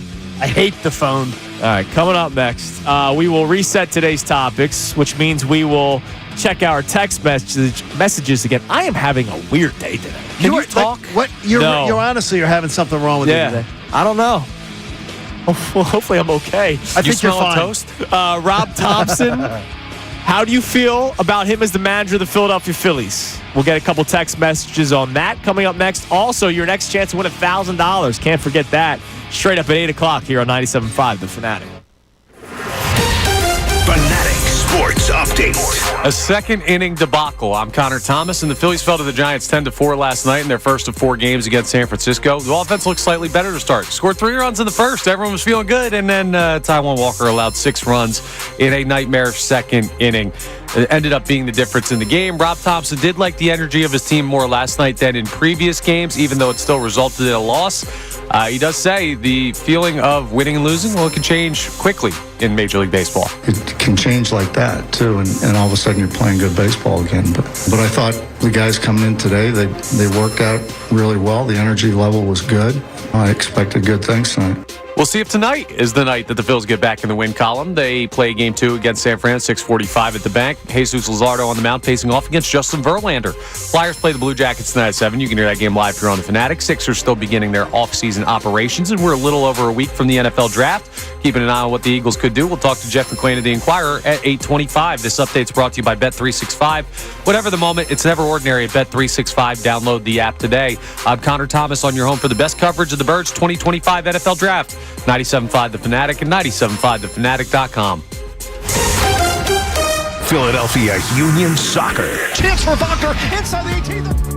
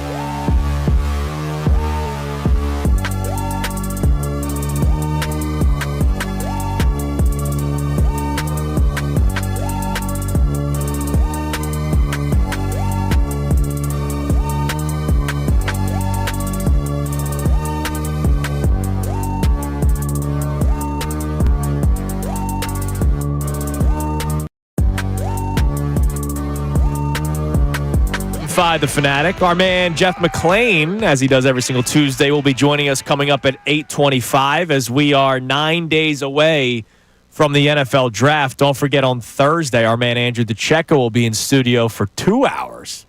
We're going to keep him busy on Thursday as we will be 1 week away from the NFL Draft. So we got you covered. A lot of draft talk as we get closer and closer to the NFL Draft. And, of course, a lot of Phillies talk this morning. That's how we kind of started the first hour of today's show after another just disappointing loss yesterday, 10-4. That's one word for it. I mean, it's just like you feel great after the first inning, right? Walker pitches another scoreless frame to start the game, and then the Phillies have a great first inning, right? So I'll go through. That's one of the best first innings that I can remember in forever.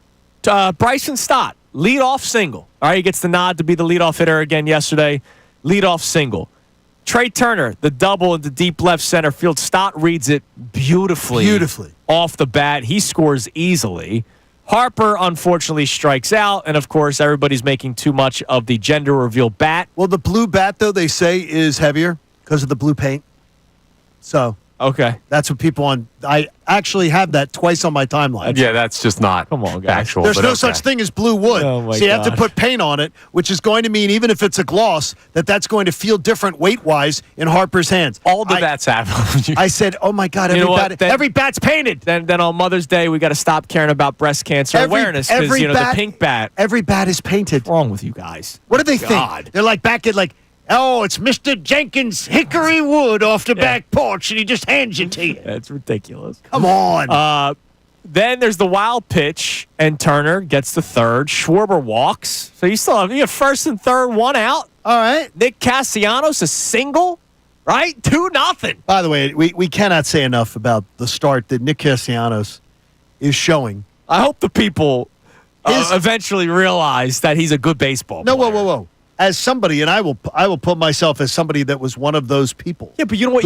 You have seen the light. No, but I'm saying is that, because he's done the work. Yeah, but there are people that won't give him the credit. Still to this day, Nick Castellanos is not liked by a lot of people. He has absolutely done the work, and I got to tell you, I think it's really impressive. Nick Castellanos, meet Darius Slay. I think it's really impressive what he's done. Real Muto then walks. So then you have bases loaded, still just one out. Kepler hits this weird slap. But by the way, he's fast. He can move a little bit. I didn't realize that Kepler can. Yeah, you know what? The other day he beat out two grounders yesterday. Well, that's what I said to you. That's what I said to you the other day when you went, well, if he was out there, he wouldn't have gotten to that ball that Marsh let into the stands. I don't think he would have. Marsh is faster. I got to tell you, Marsh is faster. But Marsh also stopped 2 strides to go. And look, the 6'4" strides of Max Kepler, that helps you a little bit. He's actually sneaky athletic, Kepler. He is. It's unbelievable. Sounds like Cooper DeJean. And then Bohm, unfortunately, strikes out to end the inning. But, that's a good 3-run first inning where you didn't rely on the long ball. It was just it was found fun to ways. watch, wasn't it? It was fun. It felt like good baseball. And then the second inning happened. A little bit different. And that wasn't fun baseball. That was bad. At all. Double, ground out to start the inning out of Chapman. But then double, walk, single, fielder's choice, which was the throwing error by Taijuan Walker. Home run, single, home run, finally a ground out to end the inning. God, it was bad. Yeah. And you know what was worse, though, is that I do think that you talk about someone sagging their shoulders a little bit.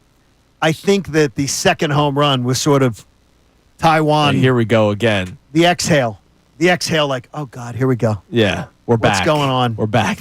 I was on such a cruise at that point. Yeah, and then it was just kind of the Phillies were kind of dead offensively. They had a couple of moments. The 4th inning, they had a shot. 2 runners on, nobody out. Johan Rojas strikeout. Bryson Stott, weak fly out that wasn't deep enough to score a run. Trey Turner, very bad at bat. He grounds out. To end the inning. You get the home run from Castellanos in the 5th. Another nice. Just look. How about the walk later though? Yeah, he got another walk later on. Yep, and then that was the inning where Real Muto goes down on the horrible strike 3 call. But the Phillies had a lot of opportunities and they didn't capitalize. Walker has the meltdown inning.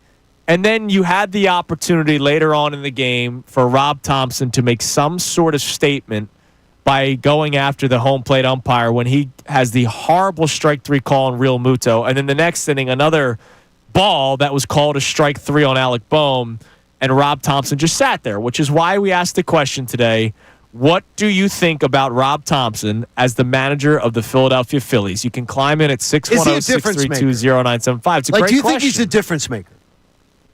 Yeah. I will say yes, because there was a difference between Girardi and Rob Thompson. Now, the question is there a better manager? That's not the same thing. Oh, it is. No. It was a bad fit. Joe Girardi was a bad fit. Yeah. Just because one manager is better than a bad manager doesn't mean that he's making a difference. Well, I believe that Rob Thompson, in the long term of a season, is a guy that I've heard from enough people that are there every day, that he does make a difference. Right. In culture, in creating a positive work environment, things like that.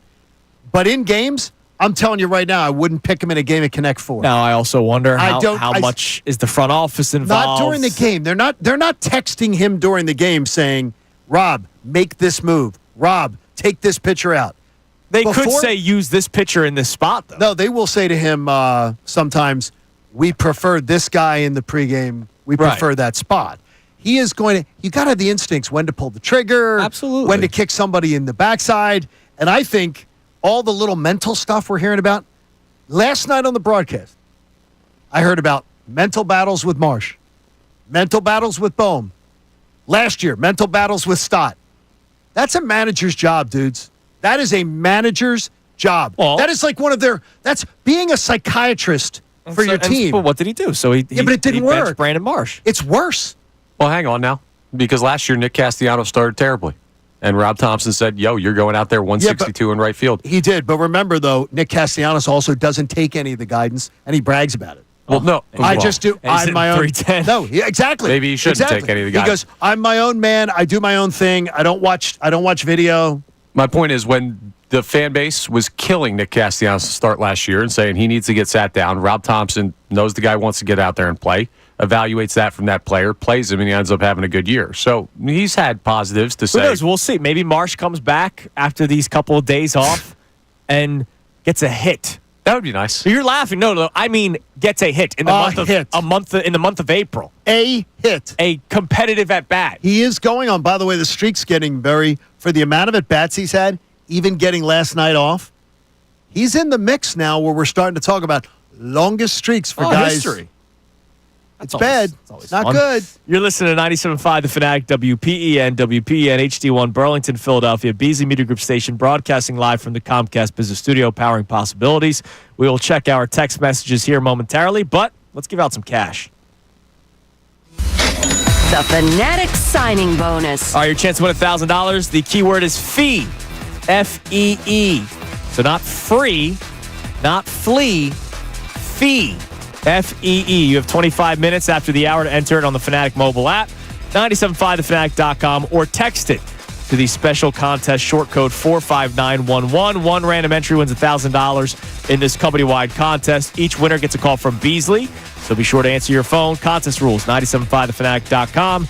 It is all presented to us by our friends at Live Casino and Hotel Philadelphia, voted best casino in PA by Casino Player Magazine. Your next chance to win will be at 10 o'clock. With the Mike Missanelli Show. All right, what do we have on the text line, Connor? Either Rob Thompson related or about the Philadelphia Eagles, and what position, if you had the choice, and they're all equally as talented, what position would you like the Eagles to focus on or target in the first round? Corey from West Deptford checks in on the Rob Thompson conversation. We're not drafting him, though. Oh, I'm just teasing. No, we're not. And he says, as a Braves fan, take my opinion with a grain of salt. But I do like Rob Thompson. I have respect for him for the way he's managed against the Braves in the postseason, and I like how he trusts his players even when others wouldn't.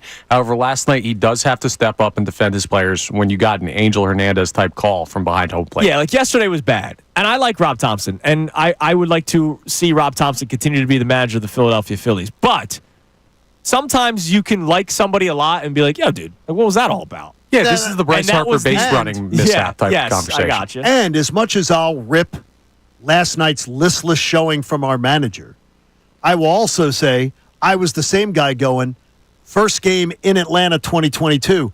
What the hell are you doing, Thompson? And that dude batted 1,000. And it was one of the most brilliant, until the World Series, his strategy was spectacular. Yeah. We haven't seen that since, but his strategy was spectacular for 3 rounds. Yeah. Amazing. Absolutely. All right, what else we got? All right, we also have check-ins on the Eagles draft, and Sean says, my biggest need/want is on defensive line, whether it's tackle or defensive end. With this being a deep draft at the defensive end position, I think we need to cash in on that.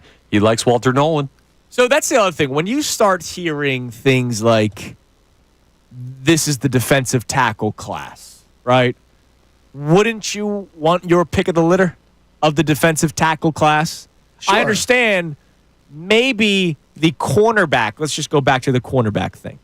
Maybe the cornerback at 32 is higher rated than the next defensive tackle. Correct. But if that defensive tackle is only down that low in the first round because of the other guys in front of him, because it's a deep defensive tackle draft class, wouldn't you still go, well, this guy's still pretty damn good? Yes. And if they need that, which they do. It's very confusing for me because I would not be a good general manager on draft night.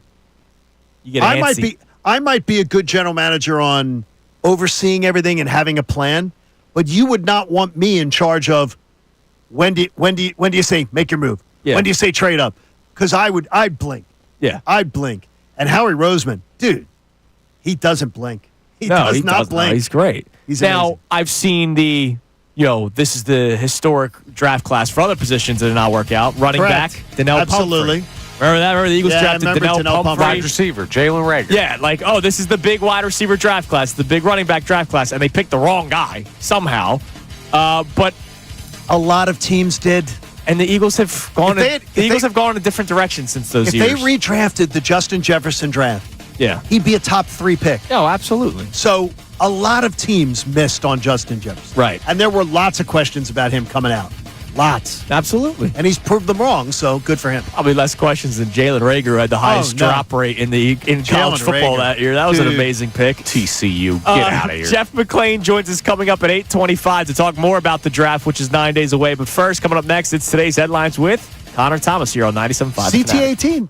Mike Missanelli. Brandon Marsh is hitting $1.08. Dombrowski gets paid a lot of money to come up with solutions.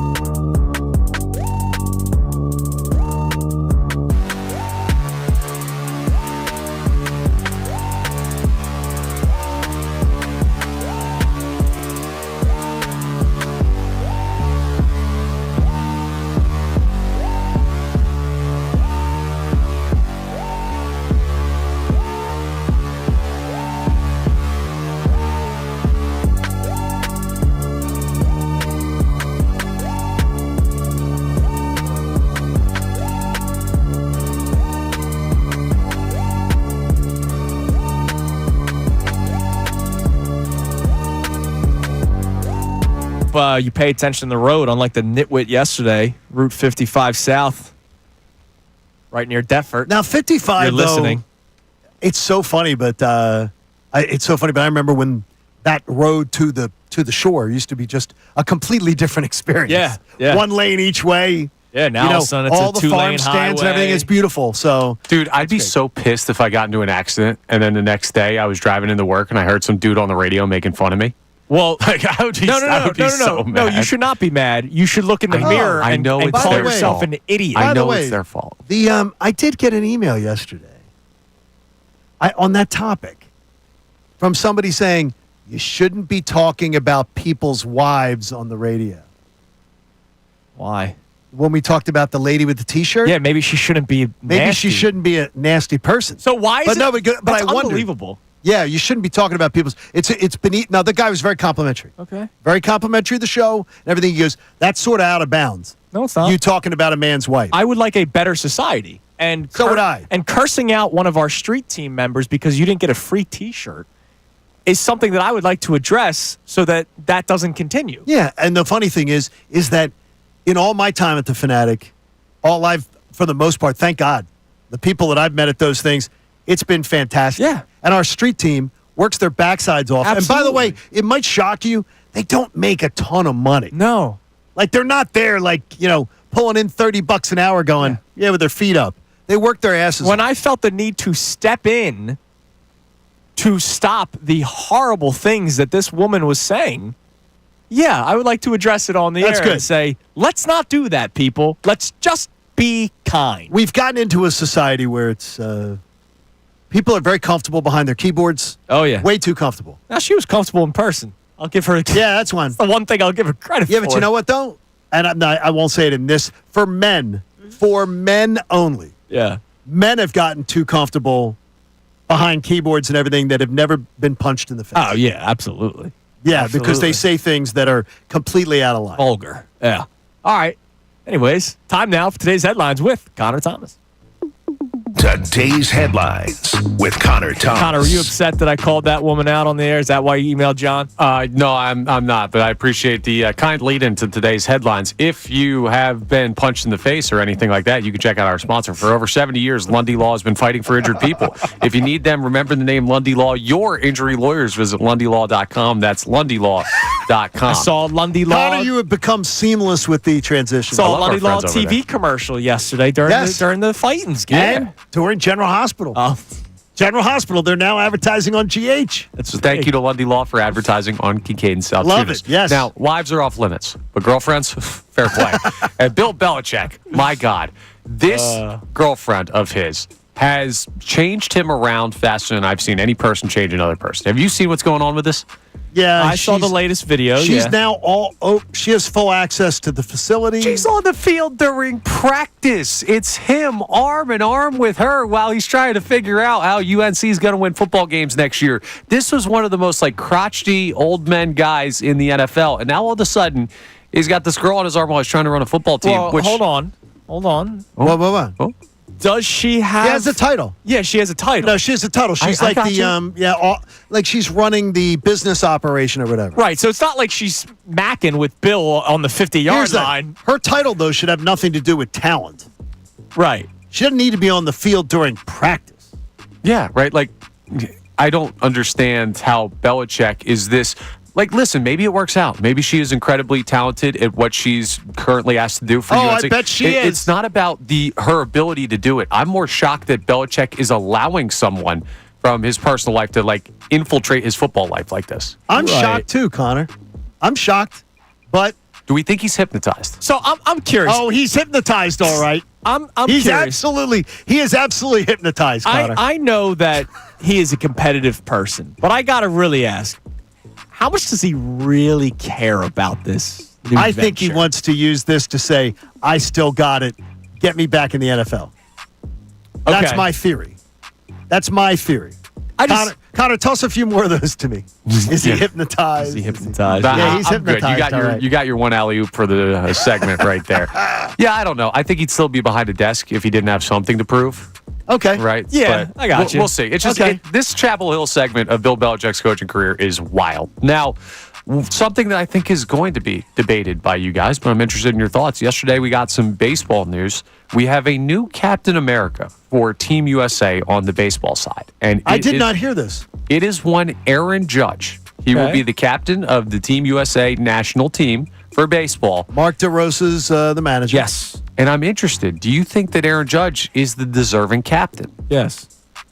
Why not? No doubt. Like what? Why not? Who do you think was the competition? Well, I tested this on Brendan Gunn. It can't be Bryce Harper. And I asked him, I was like, should Aaron Judge be Captain America? And his gut reaction was no. My gut reaction was kind of questioning it as well. Really? Why? Well, I wonder who else is out there that could equal that. Is he a no-brainer guy? Well, let's think is that it can't be Harper. Can't be Trout. Harper doesn't want to be. It can't be Trout. Trout's too old at this Trout's point. going to pull a hamstring, wiping himself. I mean, no. I'm trying to think of other great American baseball players currently in the game, and he could be number Aaron one. Judge has won 2 of the last 3 MVPs. He's fantastic. Yeah, Like, no, Aaron like Judge. it's not. It's to me, it's not even a question. I don't Okay, think. I so think it's no a issue no-brainer. with that, right? I was on Judge Watch, the last couple of years, just watching all these home runs that he was hitting. I think it's a no-brainer. I think it's a no-brainer, sort of. Look, there's a lot of great, talented American-born players, right? But Aaron Judge, to me, is like, that makes total sense. By the way, Trey Turner's not on that team next year, right? I think so. He might be. I think he will be. Really? I mean, who else? We don't have a better option? He's a pretty solid option. We don't have a better option? So Bobby Witt Jr. We don't have a better. Bobby Witt Jr. is a better shortstop. Absolutely. So they're right there. Unless Turner goes to second. And then if Turner, we can't have that because that'll mess with his head. He doesn't want to play second. That's for the Phillies. Okay. It's the World Baseball Classic. This is for the United States of America. Well, Johnny. guess what? I bet you we have a better option at By the way, second. not long ago he was. Don't we have a better option at second? What? An American-born player who would be better at second base? Ooh. No, I'm just saying. Do we? I would imagine. I would imagine we do. But off the top of my head, no one's coming to me. But yeah, interesting. I don't know. Trey Turner's still a good ball player, but Aaron Judge, Captain America, we'll see if he can lead Team USA to glory. No doubt for me at all that he deserves that. Sounds good. Can I just slip this in very quickly? Yes. You're going to see something on social media today. Everybody will see it because it was all over all of our algorithms. My old intern, Wiley Ballard, now does sidelines for the Atlanta Braves television. He is the sideline reporter for Braves television. He last night did a funny bit with these girls up in Toronto in the skybox that they have. And you have people either loving it or saying this is total misogyny and terrible and it's awful and everything like that. Yes, I will come at you for Wiley Ballard. I will defend my intern forever. If you have a problem with Brandon Gaudin. That's who I have. Who lured the conversation that direction. Yeah. Wiley Ballard is a young broadcaster cutting his teeth. He's not the guy you should be getting on. And if you are getting on him about that, and that totally offended you, lighten up, Francis. Marcus Seaman, by the way. Second baseman. There's a better second baseman. Thank you, cousin Matt. Absolutely better second baseman. Simeon, yeah. They're better. They're a better one. Hey, with your mispronunciations this morning, this is like your seventh. No. It's like your seventh. I didn't drop any bodily fluids on mine. Salciunas has been throwing cherry bombs. You just dropped the nuke. No pun intended. Drop any bodily fluids. Can we go to break before this gets worse? Coming up next, Jeff McClain here on The Fanatic. Fanatic Sports Update. God, that was pretty much how the Phillies' second inning went last night. I'm Connor Thomas, and the Phillies fell to the Giants 10-4 last night in their first of 4 games against San Francisco. The offense looked better to start than in the past few games, with Taijuan Walker allowed 6 runs in a nightmare second inning. Rob Thompson did like the energy of his team more last night and says that bad times can turn quickly in the sport of baseball. He talked after the game, and here's what he had to say. It can change like that too, and all of a sudden you're playing good baseball again. But I thought the guys coming in today, they worked out really well. The energy level was good. I expected good things tonight. We'll see if tonight is the night that translates into winning again. The 6:45, the time for first pitch in Game 2. Jesus Luzardo faces Justin Verlander. Flyers play the Blue Jackets tonight at 7. You can hear that game live here on The Fanatic. Sixers are still beginning their offseason operations. And we're a little over a week to the NFL Draft. We're still keeping an eye on what the Eagles could do with pick 32. So that's why we're talking to Jeff McClain at The Inquirer coming up next. This update is brought to you by Discover. Do you know what's accepted at 99% of places that take credit cards nationwide? If you guess Discover, you guess right, based on the February 2024 Nielsen report. I'm Connor Thomas on your home for the best coverage of the Birds 2025 NFL Draft. 97.5 The Fanatic and 97.5thefanatic.com. 97.5 The Fanatic and Live Casino and Hotel Philadelphia.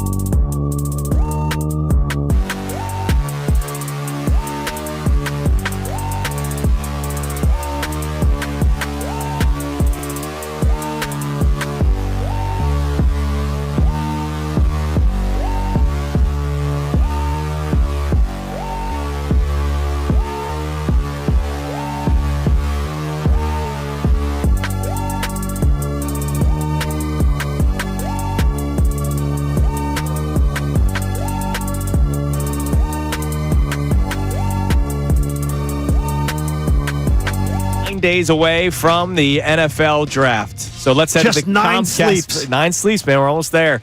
Comcast Business Hotline, every day in business, big day. Let Comcast Business help you move forward with what's next. You got to check out the new look Inquire Sports, where fans can read, watch, and listen to their favorite reporters and columnists. Go to inquire.com/sports. That's where you'll also be able to find our next guest, our man who joins us every single Tuesday, Jeff McClain. Jeff, good morning. How are we doing today? Hey, guys. What's up? We are 9 days away. I'm curious, in all your years of covering the Eagles, when do you start getting a sense of where the Eagles might go in the first round? I guess look, it doesn't take a rocket scientist sometimes to figure out what they're going to do. Right. But this year, obviously, will be a lot different because the pick is so late in the first round, and who knows, it may even be into the second round. But, again, my job is to kind of report and find out, and I've already kind of done some little digging. I mean, certainly when we know all the top 30 visits, that'll help. I'd say maybe the days leading up to it, I feel more sure about maybe some of the guys. The last few years, I've done pretty well picking it. Other reporters have as well, which is bizarre because the Eagles, for years, it was so difficult. It was tough to really kind of get a handle on what they're doing. On top of that, the secrecy is that top. It's about as secret as it got. I mean, there's only a handful of people maybe that know or get to see the draft board. So it's tough. And again, they don't even know themselves because you have to see how the draft plays out. But you get a sense of guys that they're targeting, even beyond the top 30, just based upon what I'm hearing around the league or the potential for move ups, and what they think that the Eagles may be doing as well. Jeff, trying to do your job and how you cover the birds and do that, is it more important for you to study the draft and what the league is doing, or is it sort of getting a PhD in what Howie Roseman and his team tend to do around a draft that gives you the clues to get you the right answer? Yeah, I mean, I think it's probably more the latter. Just Howie's philosophy. I mean, which has changed a little bit. They've really had quite a run here these last 4 years, and you could say it's as simple as pick guys from Alabama and Georgia, but it's been a little more than that. Cam Jurgens didn't come from there, and Alex Hunt was a little bit of I wouldn't say a reach, but a guy that not many had on the Eagles' radar, coming from a small school, and there was some projection there, but look, they emphasize the front, the lines.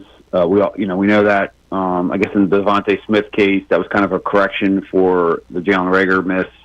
And then last year with Quinyon Mitchell, I think they were comfortable taking a cornerback later. They ended up picking him 22nd. You're okay taking a cornerback at that spot. And it was an obvious, it was a huge need for them. But this was the guy that they thought was one of the top players in the draft. So it wasn't for them a complete reach in terms of what they've done historically. But, my sense this year is just kind of what I've already gathered so far is that I think what's going to happen is if they see a guy that drops, or one or two guys that drop for various reasons, could be off-field concerns, whatever the case may be, then that'll compel them to move up and try and get someone. Obviously, they're not going to be able to move up too much, but they can move up. And if that doesn't happen and someone they don't have a good grade on is sitting there at 32, then they'll trade out. Speaking of Jeff McClain on the Comcast Business Hotline, Jeff, you can kind of look into your crystal ball here. Eagles obviously have a lot of areas they need to address. Milton Williams gone, Josh Sweat, Brandon Graham retired. You have Chauncey Gardner-Johnson traded. Both Darius Slay and Isaiah Rodgers out the door. Oren Burks, backup linebacker, because we don't know where Nakobe Dean might be week one. If you were to look into your crystal ball, how many of the replacements are currently in-house? How many are in the draft? And how many could still be future replacements with the second wave of free agency? Yeah, look, Howard doesn't want to go into the draft with any specific needs, right? You want to have, in essence, all those spots covered. And I think to some extent they do. I think they'll do more to address the safety position. I'm not saying that's in the draft or not, but I just don't think they're not going to hand it to Sidney Brown, and they probably want some more competition there. I think the same probably holds true inside linebacker. Again, they're not going to hand that to Jeremiah Trotter, at least until Nakobe Dean comes back. And again, look, I think up front is where they're going to go early, and the defensive tackle, that is the position in this draft in terms of the depth and the talent at the top there. Walter Nolan is the guy I've kind of started to key in on him if he drops, and there have been various kind of reports about there being concerns about him. I can see the Eagles pouncing and trying to move up to get him. Jeff, I'm sorry. Go ahead. I'm sorry. Go ahead. We were listening to the New Heights podcast the other day, and Brandon Graham joining the guys, and he said, I went into Howie's office saying, I'm going to play another year. And when I left, I said, well, guess I'm retiring. What did you take that to mean? And obviously, you know that situation a lot closer than we do. I mean, look, again, it's hard to hang him up, right? And BG was playing at a high level before his injury, so he could have kept playing and been a contributor to this team. But I think sometimes you got to maybe hear it. I don't think what he's saying is not how he's necessarily saying to him that we're not going to. If you want to play, keep playing. It won't be here.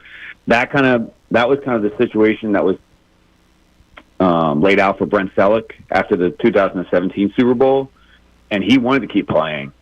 So that kind of made things a little awkward when the Eagles. I think Howie kind of had the same reaction to him. Hey, this is the way to walk out. Like you won a Super Bowl, you've had a great career, you'll be an Eagles legend for the rest of your life, et cetera. And I think Brent felt like he still had gas in the tank. And then eventually, I think he came to the realization that it was time to hang him up.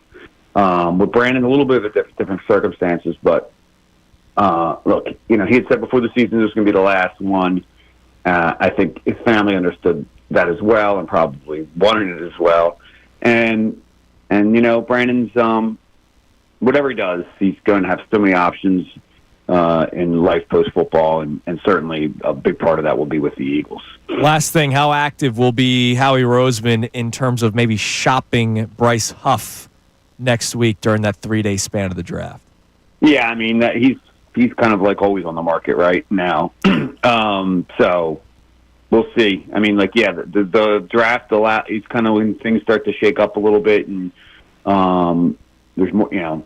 Every GM is on his phone, so you can wheel and deal a lot easier during the draft than other times. But that being said, you have the draft to focus on, right? And I don't know how Bryce Huff plays into that because again, is some team going to take on that contract? And I just find that hard to believe. So it could be just a scenario where, as we get later into this off season, maybe they can do a kind of a swap of your kind of overpaid guy or whatever for our overpaid guy. Or I don't know what's going to happen there, but certainly they're going to try and move him. But I would probably think there's a better chance that Dallas Goedert gets moved during the draft than Bryce Huff.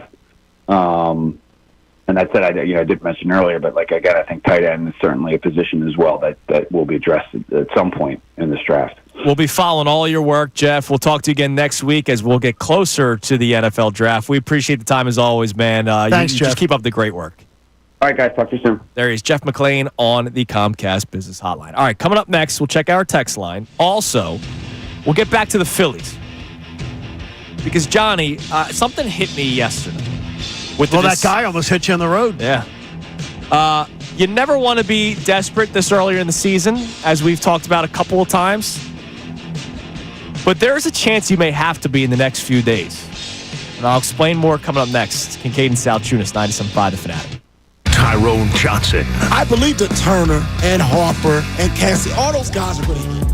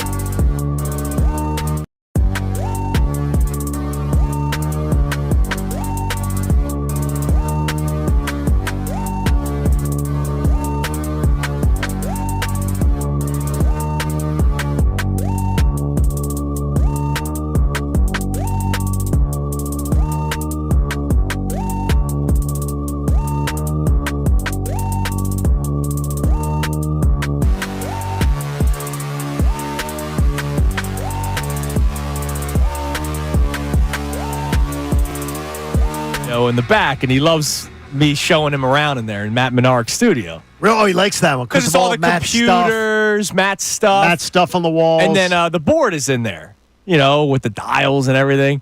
And Matt has flags hanging up in there, and so he said he wanted to see the flags. So I said, "All right, buddy, here's the Phillies flag. Say go Phillies, go Phillies." Did it with the Flyers, go Flyers, and then I showed him the Sixers one. I said, "Hey, buddy, say Sixers, stop making Daddy sad." And he goes, "Hey, Sixers, stop making Daddy sad." Now, did he say go Birds? I'll always go Birds. Okay. Oh, we do EAGLES on a No, daily you do spelling. basis. You do Oh, spelling, but go Birds. Oh, yeah, you don't say go Eagles. No, he's always got Go both. Birds. He drops go Eagles, too. It's okay. You can fix that. Well, he's 3. He'll figure it You out. can fix it. Yeah, go Eagles is still appropriate, but I get it. Go Birds is the calling card. But go Eagles is still appropriate. I never hear go Eagles. It's appropriate. It's not like it's a curse. I got you. I just never hear it. It's not like I'm saying the Lord's name in vain. Look, it's like bad parenting. You'll get to it. You'll fix it. All right, we'll get to the text messages in a second, but something hit me yesterday. I was totally in favor of the decision to sit Brandon Marsh for a few days, as you could probably know by listening to the show.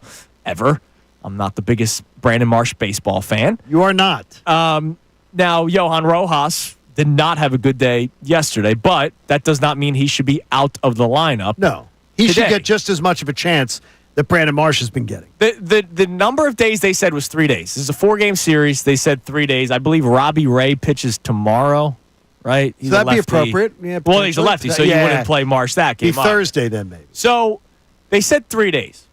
Now, here's the deal. In these 3 days, if Rojas is also bad, which he was very bad yesterday, doesn't mean he's going to be bad tonight, but he was very bad yesterday. And then Marsh gets back into the lineup because they gave him his 3 days off, and he continues to play poorly. You have to get desperate because we can't continue this circus of whoever's playing center field is going to stink. But you cannot get desperate enough to say Luis Robert. That's the guy. No. You cannot get another. You cannot get another. When I talk about desperate, I talk about calling up the young kid, and you ignore the service time. But that's not. Stop all that. Is that desperate? Yeah. Some would say that it is, depending on his performance in AAA, because he's taken a little bit of a slide recently. Batting average has dropped a little bit. Many players perform better at AA than they do at AAA on their way up because the AAA pitching is crap. Yeah, it's not as good compared to the AA pitching. Right. So many times you're seeing these pitchers that are just they don't know where it's going. It's not as quad A players. It's not as it's good. Rehab quad A players, guys. It's everything. You don't know what you're doing. AA is the best indicator for major league success. Right. Not AAA. Now it would be considered by probably a lot of people a desperate move because of how young he is and because of the service time thing, which is important to baseball teams. I just believe that some organizations winning right now is more important. Correct. So that's important. If Marsh comes back and continues to play poorly, you're going to have to do something. Well, it can't just be this flip-flopping of two bad center fielders. Right. You're getting a little boost in the next couple weeks because Weston Wilson's starting his rehab start. So having Weston Wilson gives you another option in the outfield. The problem is... What outfield? He's not a center fielder. Well, yeah, exactly. But getting another bat that you can use in situations gives you a better pinch hit option than Cody Clemens as a lefty who only plays infield. So that's something that can slightly change. Okay, that pinch hit is after 2 uncompetitive plate appearances. I feel you. You know what I mean? And that's why I'm saying if I'm in total favor, it's like the standing ovation thing, right? I wasn't for the standing ovation because what if it didn't work? Correct. So you tell Brandon Marsh, we're going to give you 3 days off. What if it doesn't work? What's your next plan of action? You're going to have another 3 days off? You know what the fans do? The fans do what they did last night. And I was so proud of it. I love it when we don't play to the lowest common denominator, what people think about us. Right. I loved last night when when Malik Bohm got to second base. And that building roared. It erupted. That building roared for him. It was loud. Through the TV, it was loud. Hey, Alec, you're going to get booed in this town. Yeah. But when you do, we're there for you. We're rooting for you. Yeah. I loved that last night, and that's exactly how Brandon Marsh should be handled. Yeah. Same exact way. If he hits the ball. Yes. If. And it's very much an if. No, it's an if. You're smiling because you're feeling a little uncomfortable, like you're being not kind. No, I mean, it's the fact. No, but seriously, if. I mean, It's the guy's bad. had uncompetitive at-bats for a month. It's bad. Or half a month. All right, what do we got on the text line? All right, we have a lot of people checking in on our conversations today, and still on the Rob Thompson thing. Joe from Jersey says, Rob Thompson is a manager who had a moment in time, but that moment has already passed. I think the declining performance 3 years in a row from where he started to second to down is that, and I don't want to hear about regular season wins when you've paid for a roster like that. Right, I could about the manage playoffs. that team to 90 wins. This team's about the playoffs. I could make out a lineup card for that team, but you might drive them crazy. No, exactly. They might have trouble with you, Johnny. You can, but still, though, you can get with a roster. Make out a lineup card. Is all I said. Yeah. I could make out a lineup card and win 90 games. Especially when the analytics tells you what the lineup card should be. Not hard to do. Joe Girardi could make out a lineup card, and he had major trouble. Yeah, but Joe Girardi had problems. His problems were where Rob Thompson. Rob Thompson was actually Joe Girardi's guy. Yeah. On his right-hand man to keep the locker room loose and be the guy one-on-one with players, and that's where Joe Girardi failed. I got you. It's just completely unfair to say a manager that has gone to the World Series, the NLCS, and then won the NL East for the first time in 13 years for the Phillies had a moment in time. And you got to look at it as the moment may have gotten a little big in the World Series. May have gotten a little big. It may have been a panic move. The NLCS, he absolutely had a series of moves you can question, though I blame the players far more. And last year, his team looked as listless but I was told by him every single night on NBC Sports Philadelphia in July and August and September that it didn't matter. This team will be, I remember the comments, this team, when the bright lights come on, this team will be fine.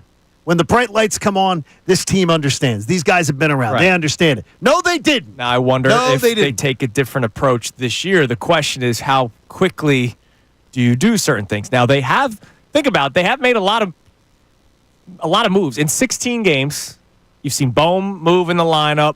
You've seen Marsh been given a day off. Alec Bohm's been benched. The problem is it's the reoccurring players. And that, I go to Dave Dombrowski before I go Rob Thompson. No question. Right? No question. They decided to stick with Marsh. They decided to make it very public that they were trying to trade Alec Bohm, and that wasn't Rob Thompson. That's not Rob Thompson. And Rob Thompson doesn't make those calls, so he can't get the blame for that. Right, exactly. There is a very important silver lining to this with the Dave Dombrowski conversation, though. And it's not the best possible situation, but it is a potential good thing compared to last year. Okay.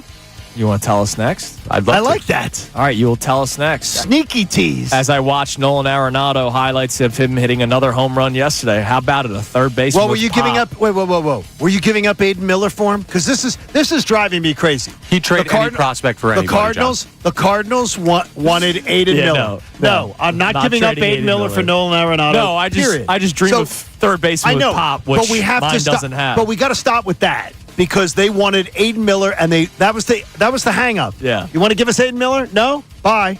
That was it. I don't want to do that move, and I'm glad they didn't. All right, coming up next, whatever Connor was teasing, and a show reset here on 97.5 The Fanatic. Fanatic Sports Update. Phil's dropped another one. I'm Connor Thomas, and the Phillies lost to the Giants 10-4 last night in their first of 4 games against San Francisco. Actually started out pretty well for the Titans. They scored 3 in the bottom of the first. And then Taijuan Walker gave up 6 in the top of the second. It was a nightmare inning there, and it ended up being one of the major differences in the game. Rob Thompson did like the energy of his team more last night than in previous games, though, and he also talked about how bad stretches like this, they can flip quickly in the positive direction. It can change like that, too, and all of a sudden you're playing good baseball again. But I thought the guys coming in today, they worked out really well. The energy level was good. I expected good things tonight. Well, it's one thing to say it could happen, and it's another thing to do it. We'll see if they can get back in the win column tonight at 6:45 as Jesus Luzardo faces Justin Verlander. Flyers play the Blue Jackets tonight at 7. That game live here on the Fanatic. Sixers, they're still beginning their offseason operations. We're a little over a week to the NFL draft, so we're still keeping an eye on what the Eagles could do with pick 32. We'll keep you updated on that. This update is brought to you by Groundworks, your expert for basement waterproofing and foundation repair since 1997. Book your free inspection at groundworks.com. I'm Connor Thomas for the home of the 76ers and Flyers and the home of your best draft coverage for the Birds for the 2025 NFL Draft. 97.5 The Fanatic and 97.5thefanatic.com. We want to hear from you. Text us at 610-632-0975. You text every single day, so why not text us?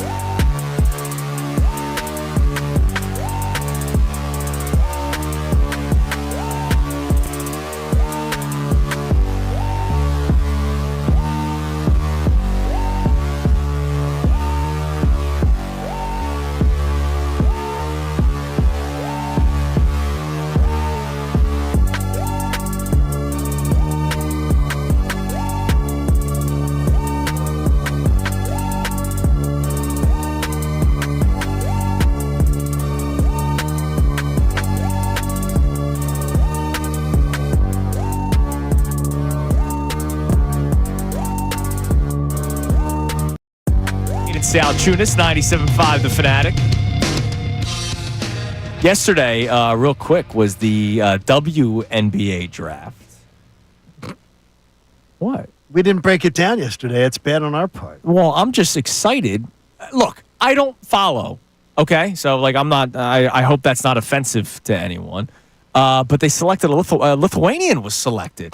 You were so excited when you heard that this morning. I didn't know that there was a Lithuanian prospect. So I now got a squad. The Golden State, not the Warriors, the Valkyries. The Valkyries. And John. So when we're listening this morning, John didn't hear the Valkyries. Valkyries. He heard daiquiris. So I know where your brain's going. I said Golden State Daiquiris? I was like, actually, that's a pretty sick name. Yeah, that's their first ever draft pick. Now, the thing is, Daiquiris you could see being like maybe a Florida team or something. I didn't realize. The only thing I was disappointed by. So I'm guessing it's the commissioner who was making the announcements. She butchered the Lithuanian's name. Well, yeah, dude, you know how to speak Lithuanian. Yeah, Most people don't. But if your 5th overall pick is being selected in any sport, you got to have the name right if you're the commish. They get people's names wrong all the time. Go back and look at some of the old NBA draft announcements of people's names. They got no clue. Second round different. I'm talking about the top 10 picks. You got to be able to get them. You got to get the correct name. You cannot get them wrong. Think about the NHL. You got half of them are Russian. Seriously, you cannot get. You got to be able to say them wrong. You got to be able to say Gorbachev correctly. No, not on the major broadcasting. By the way, there is one player that I'm intrigued by. Who? The player that was selected 2nd overall. Dominique Malonga out of France. She's 6'6", 19 years old. I just watched highlights. She's 6'6"? Does she look like a giraffe? She's dunking. Like, I mean, oh my God. They compared her to Wemby. Not like the... Really? Yeah. I mean, it's unbelievable. Like, remember Lisa Leslie dunked? It was like an iconic moment. Iconic. And, she got her hand up there, right? Like, Dominique Malonga is doing... She was working on her post moves and, like, clearing the rim dunking. I'm intrigued. I would tell you I was more intrigued yesterday watching a report on the NBA Live about NBA Today about how the WNBA players want to, the lead stars. Well, that's been talked about. They want to get paid now. and they're invoking the name of LeBron James. Mm-hmm. We should be getting paid like LeBron James. Not understanding economics as an adult, you really got to understand economics. No, you do not deserve to be paid what LeBron James is paid. And you're not like anti-women's sports. No, you're just saying the NBA LeBron generates a lot of money, which that is is how much you get paid. Yeah. You get paid what you generate. You get paid what you bring in. Your TV contract, your attendance is like $4,200 a game across the league. Yeah. It's not the same. It's a different situation. Now, endorsement deals, different. Like no, go make all the money you can. Clark got big money. Angel Reese got big money from endorsement the two deals. of them killing it, which is great. Incredible. And that's awesome. By the way, you're listening to 97.5 The Fanatic, WPEN, HD1, Burlington, Philadelphia, Beasley Media Group Station, broadcasting live from the Comcast Business Studio, powering possibilities. All right, you teased something going into the break. The silver lining for Dave Dombrowski. What may that be, Connor? What have you been mad about Dave Dombrowski about the past couple of seasons when we come to post All-Star break? Rolling it back or not making any aggressive moves? The post All-Star break has been, post All-Star break or trade deadline? Trade deadline. Trade deadline. Yes. Yeah, the trade deadline has been disappointing. All 3 years, right? Pretty much, yeah. Basically, where I'm going with this. And by the way, I needed to be clear, not revisionist history. No, we thought it at the time. I hated the Austin Hayes trade because I didn't like Austin Hayes, and I thought they gave up on Dominguez too early. But yeah, so I've been disappointed by Dombrowski at the trade deadline. Yes. Last year, Brandon Marsh had 2 months of the season where he looked pretty damn good, and he was a Gold Glove nominee, whether you believe it or not, in left field. Johan Rojas last year, he did get sent down, but when he came back up after getting sent down, he was figuring some stuff out. He was creating some havoc on the base paths. He was working on his bunting. He obviously plays high-level defense. They are terrible to start this year, right? So it's not ideal to have your center field position be a complete black hole. Yes. But we still think the Phillies are a winning baseball team, right? Yes. We still think they're making the playoffs? Yeah. Yes. So if you do that with the guys being completely unplayable, it almost forces Dombrowski's hand to be the aggressive guy we need him to be, right? You can't, so far this year, and there's a long way to go, and I don't want these guys to keep struggling, but if they do, he has no earthly excuse to not go add an impact player in the outfield. And after the past 3 years, I kind of think it needs to get bad enough that you got to make the move. I don't think they should have not made a move last year. I'm not talking about last year, Andy. No, but you're telling me that they might be desperate this year. I thought they were desperate last year. Is it worse this year than it was last year? Through 16 games, yeah, it's been worse so far this year. But that's too small. But you're saying what if Brandon Marsh gets sent down and he comes back up and he looks good for a couple weeks? Like, what makes me say that Dave Dombrowski doesn't go, oh, look, he's fixed? And again, fixed to what level is Brandon Marsh fixed? Last year, they needed a center fielder. And their answer was Austin Hayes, who my response to John Kincade right away was platoon player. And they said no. Rob said no. And then how long did that last? I know the kidney thing happened. Well, no, the kidney thing happened fairly quickly. Yeah. So you can't really tell whether it. But I can tell you this: with Rob Thompson's history, what he says and what he does, forget it. Right. Because he doesn't. He says one thing and then they do another. So to say you're not talking about last year, but here's the deal: it is a track record at this point. I understand. So what do you need to break a track record? Is a dramatic example of what is wrong, and you're getting a dramatic example of what is wrong. I don't care. Like, in the moment, me right now, I don't give a damn what he messed up or didn't do in the past. I need to see things continue to progress towards forcing him to make the move that will make this baseball team better. And there is no denying at this point that they need to make that move. Now, that could change over the next couple months as we get closer to the deadline. But if things continue and everyone freaks out about Brandon Marsh and Yohan Rojas, rightfully so, and we get to the point where the trade deadline rolls around, he's going to have to make the move. Unless, now here's the thing. You're also entering interesting territory here. How many moves? How many? Outfield? Center field, clearly, right? Like, yeah, you got to. Bullpen you need to add to. Well, you always do. Like, well, you're gonna need two arms. Yeah. This minimum. bullpen is not the, hey, it's nice to have one extra arm. This bullpen is, you need arms. We'll see what Bohm's, where he's at, right? I don't know where Bohm's head's going to be. You're not making a move in there a either way. Because no team's trading for him. He's going to be your third base. Nobody's trading for him. For better or for worse, that dude's playing third. What I'm saying is, what if they think that they need to improve there? How many times have we talked about how this window with this core is coming toward an end, right? Yeah. And this might be their best chance of winning for now. Okay. So if you need to improve at third base, you need to improve at third base. They're not going to do it. You're not going to do it because you have a third baseman in the wing. You're not doing that. You're not going to block Aiden Miller. And Aiden Miller can play short, by the way. There are people saying he can play short. So there's a lot of things they can do right there. You can have Aiden Miller play short, and you move, a guy who, by the way, has been playing, make sure I say it, he's been playing a much better short in Trey Turner. Then we do a stop. You can move into second. Well, that's where we got to be. Is that, look, pieces got to move.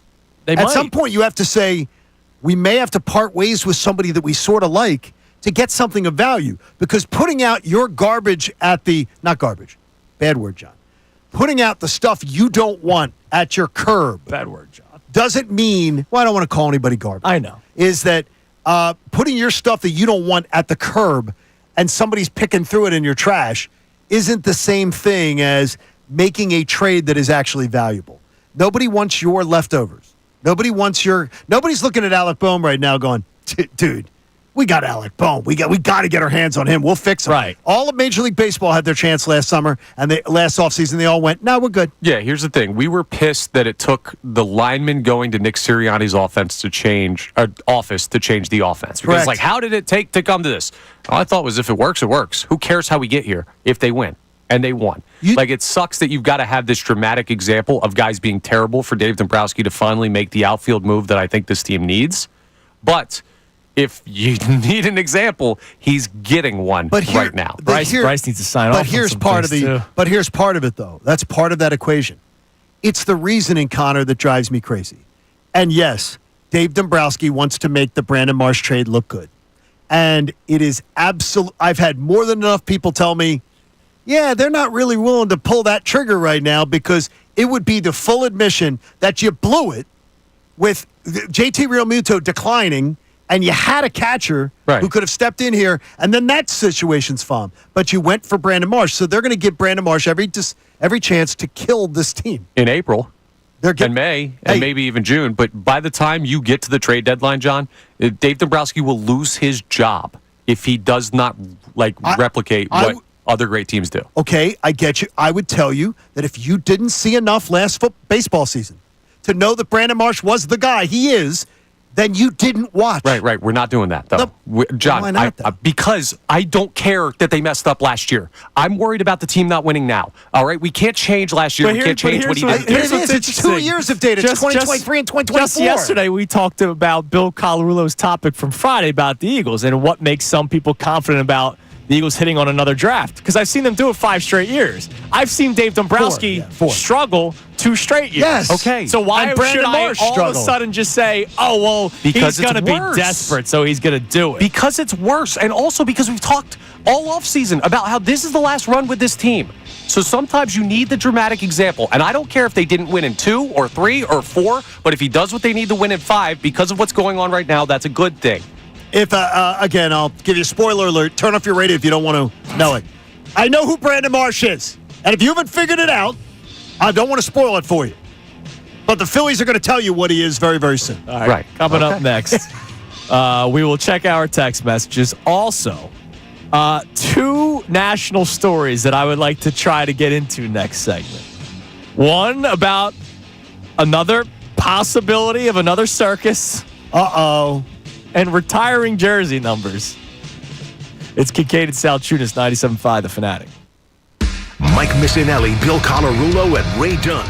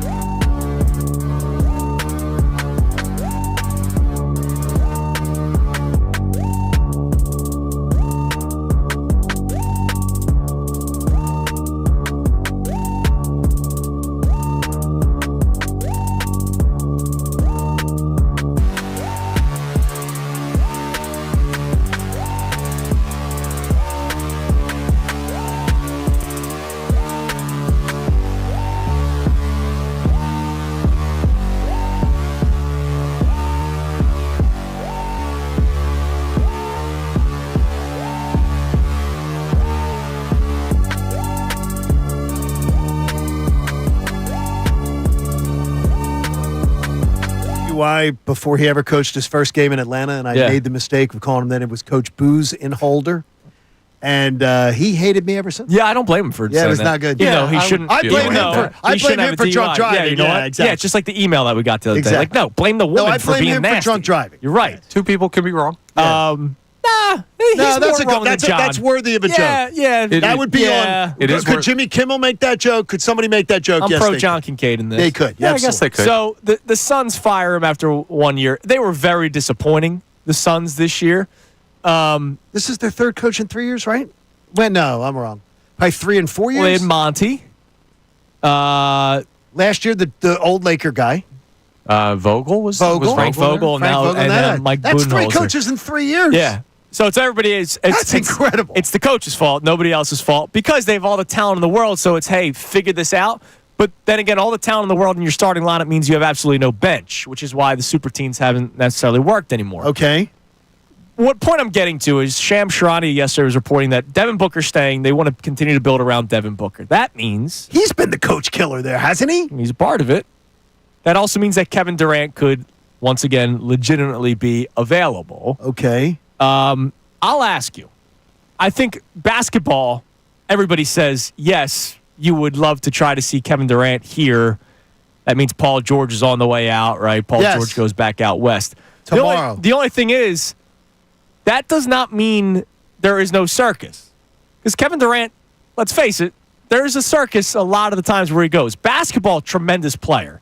But the wanting specific coaches, and then they get fired. Steve Nash with the Nets. They handpicked Nash. They did. And he was the scapegoat, and they fired him. There's no way that though I want to see this, there's no way he coexists with Joel Embiid. They like each other a lot. No, but on the court, there's a lot of look. Durant this year called out players for not wanting to play through minor stuff. Right.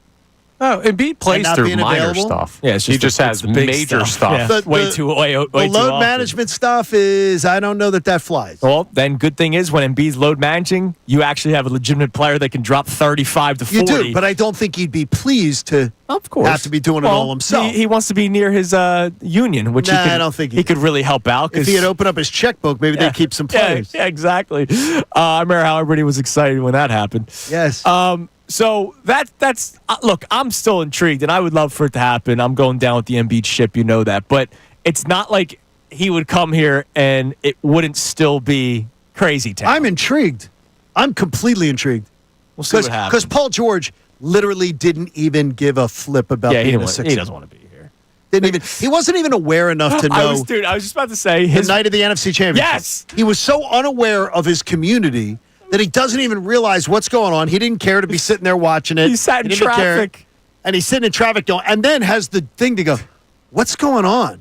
What's the traffic? He didn't give a flip about being here. He wanted his max extension, and now he just wants to, he's expressed whispers. Yeah. Whispers? He's picking up the phone and calling people. Yeah, exactly. All right, the other thing I wanted to bring up. Podcast, too. So this morning, very strategic. I called it the John Morant grenade. So we're a very chatty group in the morning, and it was just too quiet for my liking. And it was sort of quiet. We had a quiet morning this morning. It was too quiet. I felt uncomfortable.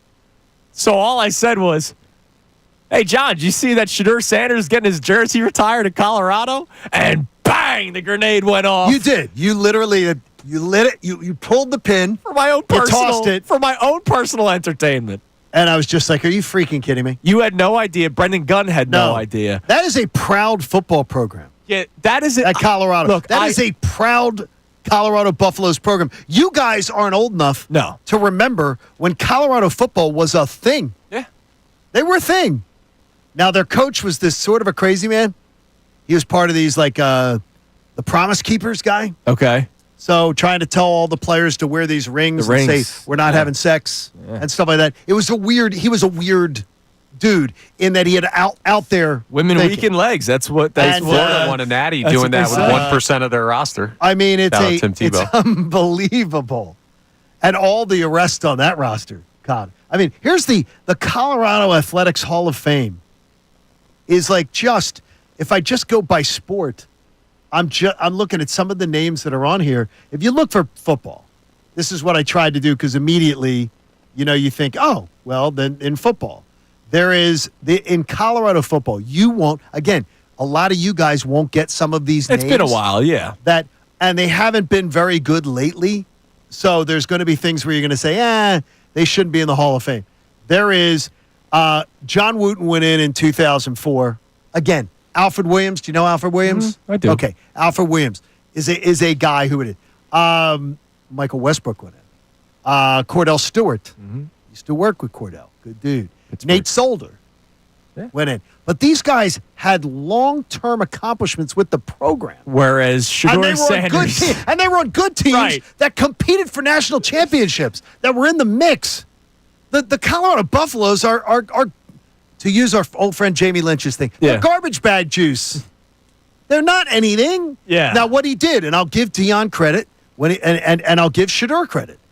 They made them relevant They again. put them back on the map, absolutely. But they didn't put them on the map enough where they were a threat to any legitimate football program. They should retire his Twitter handle. Yeah. That's what they should do. I know. Look, Deion's still the head coach, so he gets to make some decisions, I'm sure. But I do find it crazy. Incredible. He's just gone. And that's the other thing. I think it's awesome.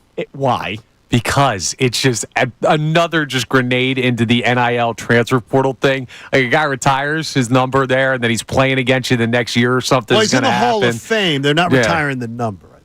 It's just the Hall of Fame. Oh, I thought I saw a retiring number. Well, then that's changed because right now they're talking about some of the legends of the program didn't have their. Cordell Stewart didn't have his number retired. Sorry. They're going to the Hall of Fame, but according to the report, their numbers are declared officially untouchable. So you know how there's their jersey number's not retired yet, but don't wear it. Seeing somebody, it always offended me seeing somebody wear Ron Jaworski's 7. Gotcha. It just always bothered me. Yeah. Because I think Jaws deserves where it's got to be something really special. Oh, no, I'm sorry. It is official. They are retiring the jersey. Okay, that's incredible because they haven't retired jerseys of other players. The numbers 2 and 12, Shedeur Sanders and Travis Hunter. That's incredible. Will be retired. So he's putting this new policy in place. He's literally taking 2 cups of coffee. Players. Wait, so is it retired on both sides of the ball? Because an offensive player could wear one, and the defense. You can't wear it. Travis Hunter played both. And you can't wear it, but you can't wear the number. And it's funny. The ceremony's happening soon at the spring game. So they've been gone for 5 minutes. I love this. Deion that's a disgrace to all the players who actually won at Colorado. All right, it's that put in 3 and 4 years and don't get that. Deion's a clown. Should have been cooler on Instagram, guys. He's a clown that brought back relevancy to Colorado. Relevancy, yes. Winning, no. But relevancy, yes. Hey, man, if you're getting paid, relevancy could be as good as winning. We'll see if he continues to build that program, Johnny. All right, coming up next, we'll take a look at today's Phillies game because, my God, they need to bounce back. And I teased this in the 6 o'clock hour, and I'll read the tweets. I want to ask you guys about who you want in your company when you watch a game.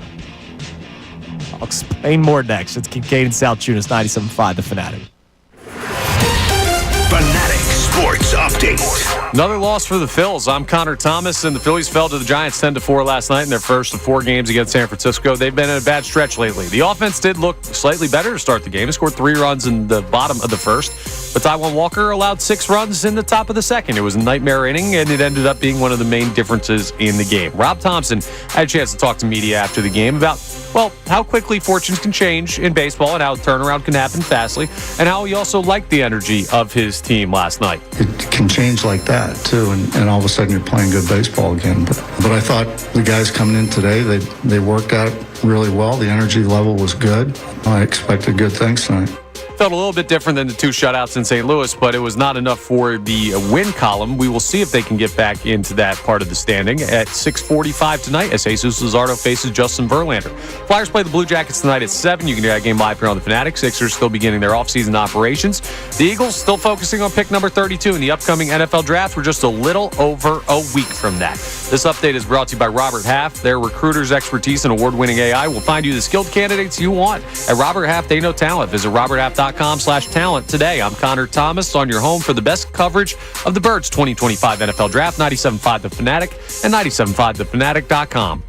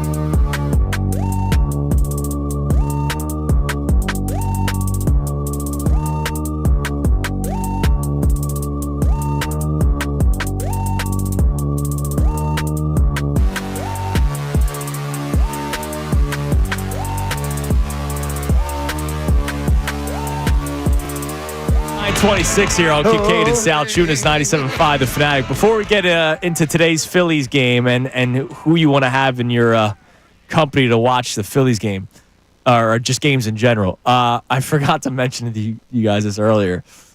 Chase Daniel, we haven't talked about him in a while. Is he at it again? Yeah. Engagement farming? Yeah, yesterday. What now? Well, I don't want to start a franchise with Jalen Hurts. He might be 8th, 9th, 10th on that list. Okay, that's where more. the stupidity begins. That's just, we got to stop giving him the time. Now, if he's saying 8th, 9th, 10th, all positions NFL. No question. Could be, right? I don't believe it if you listen. he was talking quarterback. He's talking quarterback. Chase Daniel on where he would rank Jalen Hurts among quarterbacks to build a franchise around.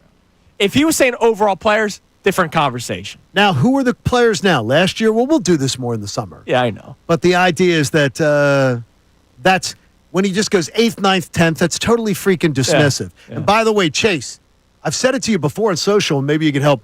It's okay for you to do show prep. Yeah.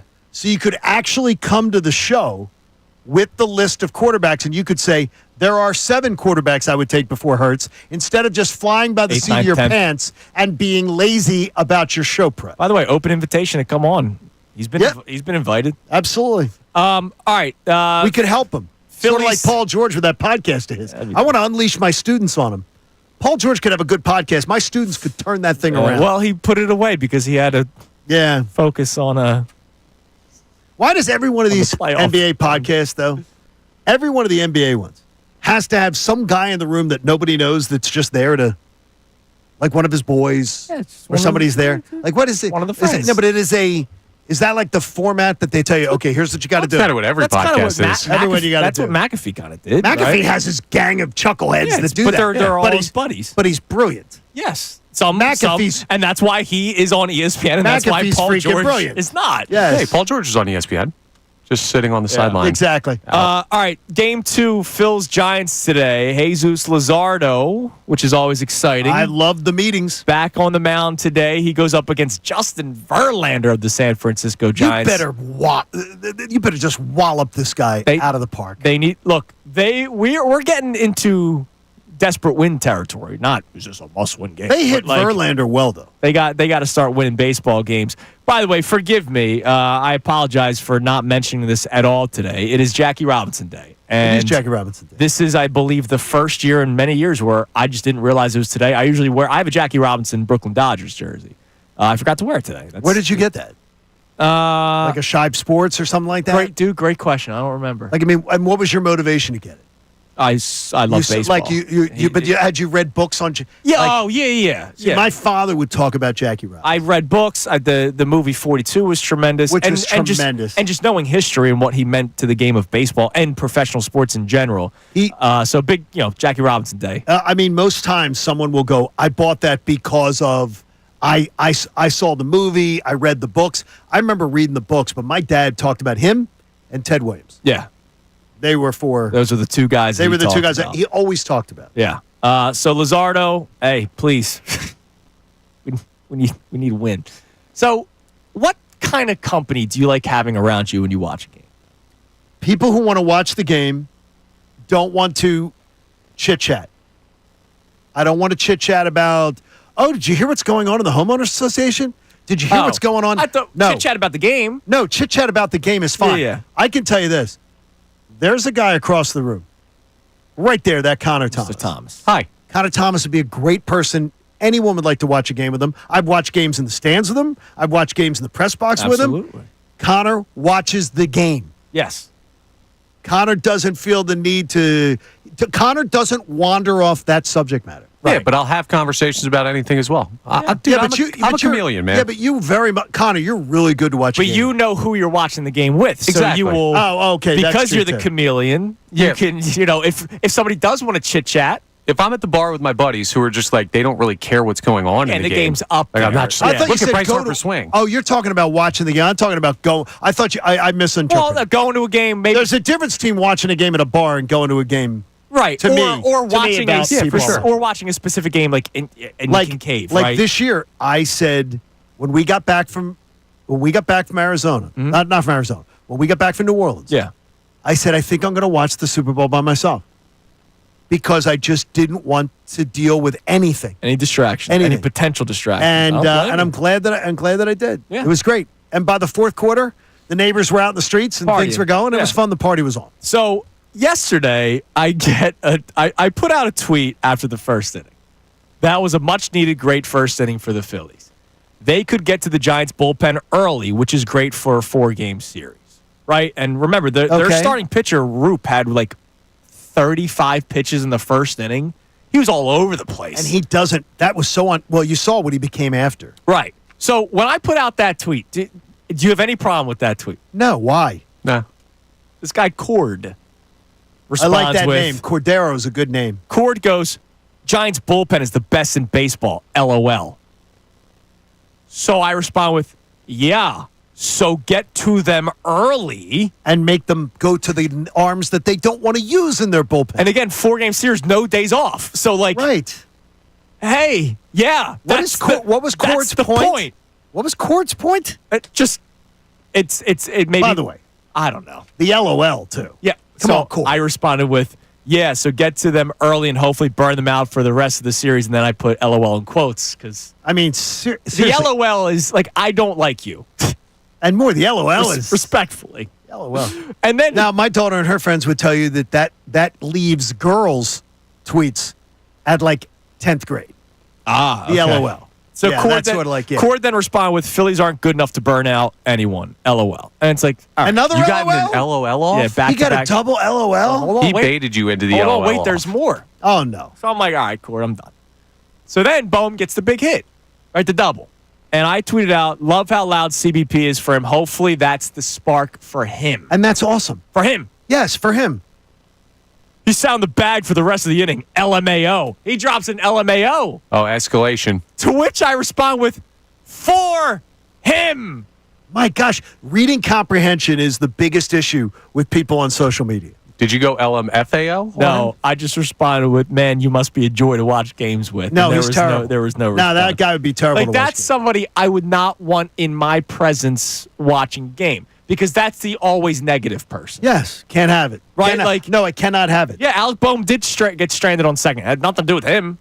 He hit the double. Hopefully that sparks something for him. The guy that's hitting 150 this year, who's usually a 280 hitter, I hoped that double could spark something for him. You're going to stop now. I'd be like, and before I've had I've had 2 instances in my adult life where I've said to somebody, okay, this has to stop or you're leaving. Yeah. I don't want to disinvite you to my home, but this has to stop. And I don't need Pollyanna. I don't know, but I don't need you to just do. I don't need you to go do a radio show about what you hate about every single player, right. And that this guy needs to sit and everything. Is like, go. Now you got to go. Yeah, I can't have it. Doesn't bother me at all. Oh, gosh. Like, you could be as You wouldn't be exhausted? It's no, exhausting. because you know what it does to me is it makes me think about, oh, okay, this guy's so angry. I'm glad I'm not that angry. I'm glad I can actually enjoy parts of this game. And then it makes me think about the things I enjoy more.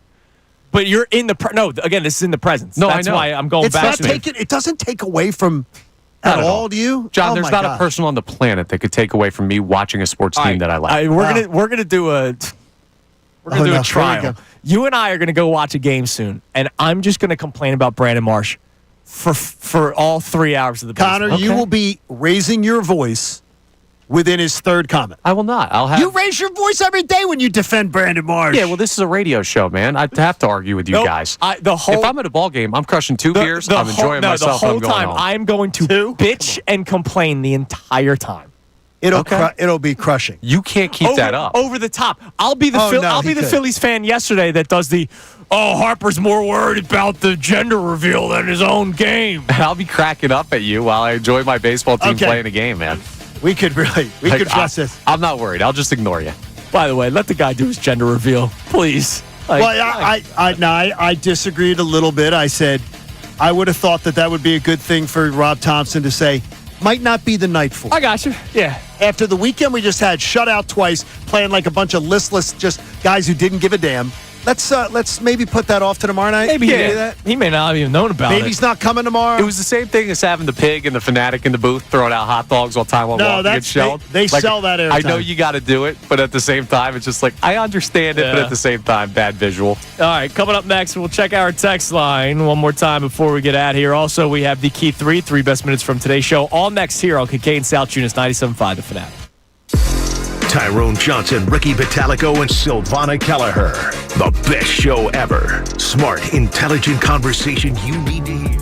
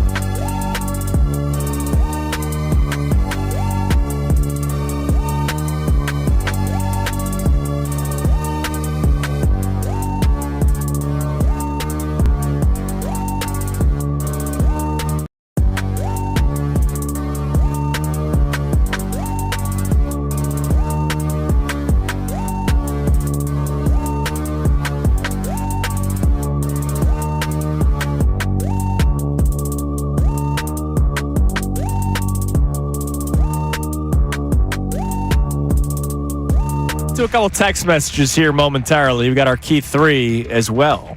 Before we hand things off to the Mike Missanelli show at 10 o'clock, don't forget that's your next chance to win $1,000 as well. I know this has been talked about before, but it's always a great excuse to bring it back up, and hopefully someday someone within the organization will listen. I liked a tweet yesterday, and I believe you commented on the same tweet, Johnny, from Mike Meach, one of the great Philadelphians. He posted a photo of the Phillies big board yesterday and put out the following tweet. Oh, my gosh. I think a scoreboard this big should be able to tell you what a guy did in his first at-bat. But thank God we get the useful WRC plus, which means nothing. So, by the way, I got an answer on this. Oh, did you? Yeah, I did get an answer on this. All right, what do we got? It's the Melvin Belvins of the organization. Yeah, that think that people really want these numbers. I will tell you that 75% minimum of the people in the stands cannot tell you what some of those stats are. Yeah. 75% minimum. Here's what they showed. Imagine how much baseball's changed. Batting average is not on this anymore. It's on base percentage, slugging, OPS, and then it's the WOBA, XWOBA, and WRC plus. So here's the deal. To your point, maybe there are 30% of fans that do care, right? The screen is a football field. It's gigantic. You can't put somewhere on this gigantic screen with LED lights that you can see from space. Katy Perry saw it, all right? You can't put somewhere on there what Real Muto did in his last at-bat. It's baseball. There's families at this game. I don't even want to go down the rabbit hole of explaining to Cooper what WRC plus is. And more importantly, the majority of people cannot even tell you what it is. It's so dumb. It's like going inside baseball instead of let's make a bigger tent. Yeah. Let's make a bigger tent where people can all understand what we're talking about and make it fun. You know how football broadcasts sometimes have the StatCast? Baseball's done it too, where you can watch the real, like, play-by-play, this is the game that we're airing, but on ESPN2, it's the StatCast version of Sunday Night Baseball. Great. That's cool for a niche amount of people, very niche group. Very. But the person that just wants to watch Sunday Night Baseball probably would go to the normal broadcast. Why would you not have those same practices inside the ballpark? Because let's face it, how many people go to a Phillies game that might not be a diehard baseball fan? They like the night out. I'm going to contact my old producer. Mm-hmm. We did a thing at spring training one year. And there's that baseball. What's the big baseball stat geeks page? Fangraphs? Fangraphs. Mm-hmm. Well, there's also Baseball Savant. It was Fangraphs. Mm-hmm. We quizzed Major League Baseball players at spring training what these things meant. And it was a hit rate of no better than like 60 on the test. That's awesome. We said, what's this one mean? The players themselves, yeah. And Major League Baseball players. Yeah. And then we asked some of the coaches. Yeah. And I remember Billy Williams was one of the assistant coaches. And he did would you get the F out of here with that stuff? Like, he didn't know. I go, you don't know? And he goes, I said, get it the F out of here. Yeah. You know, like, they were like, but we put him, we literally put it to the test. It makes no sense. Like, just make Citizens Bank Park. It does an A job on everything that they do. It's the best. A plus on a lot of spectacular venue. Food. Oh my gosh. Beer. Obviously, the prices aren't great, but whatever. The people who work there. The people that work there are amazing. Tremendous. The ballpark, Ashburn Alley, even behind the scoreboard, it's a nice little area with the two mock-up trophies. Really nice. Really nice. Citizens Bank Park is a beautiful ballpark, and the fact that it's 25 years old, or 20 years old, excuse me, and still is more beautiful than a lot of newer ballparks is amazing. It's crazy. Just come on. Like, seriously. Just do some normal stuff on your screen. And it is being decided by the Melvin Belvins. And look, you can have that. And you know what you got to do? Now, here's what you got to do. I was going to tell you at the time, you got to be there, is you got to go to the sideboards. Okay. And on the sideboards, you can see 0 for 1. Right. And batting average. Yeah, but who's looking at the sideboards? Now, here's the problem is, the sideboard is going to say, let's just say, is going to say, Landis Block. Oh, yeah. So there's the ad for Landis Block, and in between, you're trying to find it. Like, it gets lost in all the new digital stuff. It gets lost. Okay, let's talk about our homes, right? There's 2 games going on. Right. Yeah. One's on the big screen. One's on the little screen. The one of more importance is on the big screen. Yes. Where do your eyes typically tend to go to? Big screen. The big screen. Why wouldn't you? You can have W.O. Bacon or whatever the hell these stats are. But then also, it's a huge screen. Okay, let me ask you this. Do you really want to see some of the Phillies averages right now? No, but it is funny, though, to go, like, there was a stat the other day, and Tom McCarthy was doing a great job on Saturday afternoon. The Phillies are playing like garbage. And he's saying on Sunday afternoon, and he's getting into the stat of, like, the bat barrel hit rate and everything. And Ben's talking about it. Yeah. And Tom is trying to make sure that the audience understands what it is. Yeah, because not everybody understands. Correct. Nobody cares the most thing. And more importantly, it is great. I'm going to find it. I'm going to play some of it. Major League Baseball players going, I don't know what that is. Yeah. I don't know what that is. And I remember Chipper Jones saying, I know that a guy who never played in the major leagues came up with it. Yeah, you mean the Hall of Famer? He said, I know. Yeah. He goes, I know that somebody who never played baseball on the major league level came up with all these stats. Yeah. Unbelievable. All right, give us a text message, and then we'll get to the key three here momentarily. All right, nothing about the scoreboard. But Mike from Turnersville. I'm sure we're speaking for a lot of people, though, about this. Oh, absolutely. You're not wrong. Yeah, you're not wrong. Now, Mike from Turnersville has a very interesting text. He says, it's very early in the season, but the Phillies are already 2 games back in the NL East, and the NL wild card looks like it will be dominated by the NL West. Should we be worried yet? No. 16 games? Come on. We can't. That's like yesterday I had a guy tweet at me, this team's cooked. And it's like, you can't. Dude, they were 21-29 and went to Game 6 of the World Series. They were 21-29. Stop it. Yeah, if this team was a steak, they'd be mooing. They're not cooked. Yeah. Yes. Calm down. Yeah, you can't go there. You can't go there. That's bad. That's a bad one. And sometimes I just ignore it. Yeah, but sometimes you have to. There's people out there. Trust me. All right. It is time now for the Kincade Salciunas Key 3. 3 best minutes from today's show. Now, the Kincade Salciunas Key 3.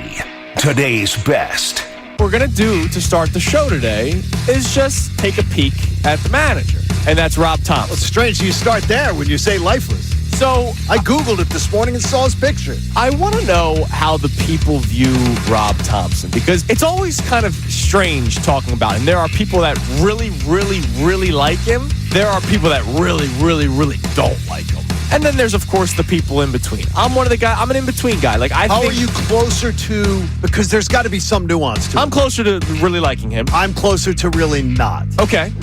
That moment is a reminder of something that you want in Major League Baseball. Yeah, I'm telling you. And I teased it on a tweet, so I knew we'd have some discussion about it on the show today. If you find that charming, if you find that a part of the game, when we now know, even in Major League Baseball games, we can get the strike zone 99.67, I think it was in spring, 99.7 in minor league baseball, accurate. If you find the human element so charming, I don't know what the freak you like watching in sports. We can get the call right. We can get them right almost 100% of the time. There's zero reason not to use it. The technology exists. The technology's been tested at every level. The technology now, we know from spring training, is incredibly accurate. There is no reason we should not have robot umpires. Our man who joins us every single Tuesday, Jeff McClain. I think up front is where they're going to go early, and the defensive tackle, that is the position in this draft in terms of the depth and the talent at top there. You know, Walter Nolan is the guy I've kind of started keying in on him if he drops. And there have been various kind of reports about there being concerns about him. I can see the Eagles pouncing and trying to move up to get him. That moment is a reminder of something that you want in Major League Baseball. Yeah, I'm telling you. And I teased it on a tweet, so I knew we'd have some discussion about it on the show today. If you find that charming, if you find that a part of the game, when we now know, even in Major League Baseball games, we can get the strike zone 99.67, I think it was in spring, 99.7 in minor league baseball, accurate. If you find the human element so charming, I don't know what the freak you like watching in sports. We can get the call right. We can get them right almost 100% of the time. There's zero reason not to use it. The technology exists. The technology's been tested at every level. The technology now, we know from spring training, is incredibly accurate. There is no reason we should not have robot umpires. How do you view Rob Thompson as the manager of the Philadelphia Phillies? I think there are people that go way too far both sides, but you know what? That's sports, right? We see that all the time in sports, nothing new. Which way do you lean? Are you more on the I'm outside, or are you more on the I like him side? Let's see what happens. All right, that is the Kincade Salciunas Key 3 best minutes from today's show. Don't forget Mike Missanelli show coming up at 10 o'clock. That's also your next chance to win $1,000. Yeah, I feel bad attacking the Phillies for this scoreboard because they do everything right, but that's like this one is one that they haven't corrected. I don't get it. The Phillies did a great job. Remember, last year, and I felt bad about it. We came in the day after opening day, the home opener. Yeah. And it's like, get that wild card banner down. Oh, yeah, and I completely agreed with you. Get that wild card flag down. It's not really something to be proud of. And the next thing was gone. Yeah. It was gone. It's good work, buddy. Yeah, nobody bets at the I wasn't the only one. I wasn't the only one, but no, I can't even believe that got by the, we should hang one. Yeah. But maybe they just, It's always amazing to me when these are always meetings. Like, that means there's a group of people. There was a meeting. And the group of people, and this is all walks of life, with bad decisions. Post-show headlines last week. Okay. One of the days you had to leave for the symposium. Right. And Connor and I did it that day. And I told him about what the Pittsburgh Pirates did earlier in the year. Did you? Oh, you mean taking the Roberto Clemente down? Yeah. For an ad? For Celsius? And then, did you see what else they did? No, what they do? There was something where people donated toward the Roberto Clemente Foundation. And then, you know how, like, Citizens Bank Park, you see the names and the bricks on the ground? Yeah. They ripped up the bricks because they said they were falling apart. Okay, that's wild. Somebody found them in an alleyway.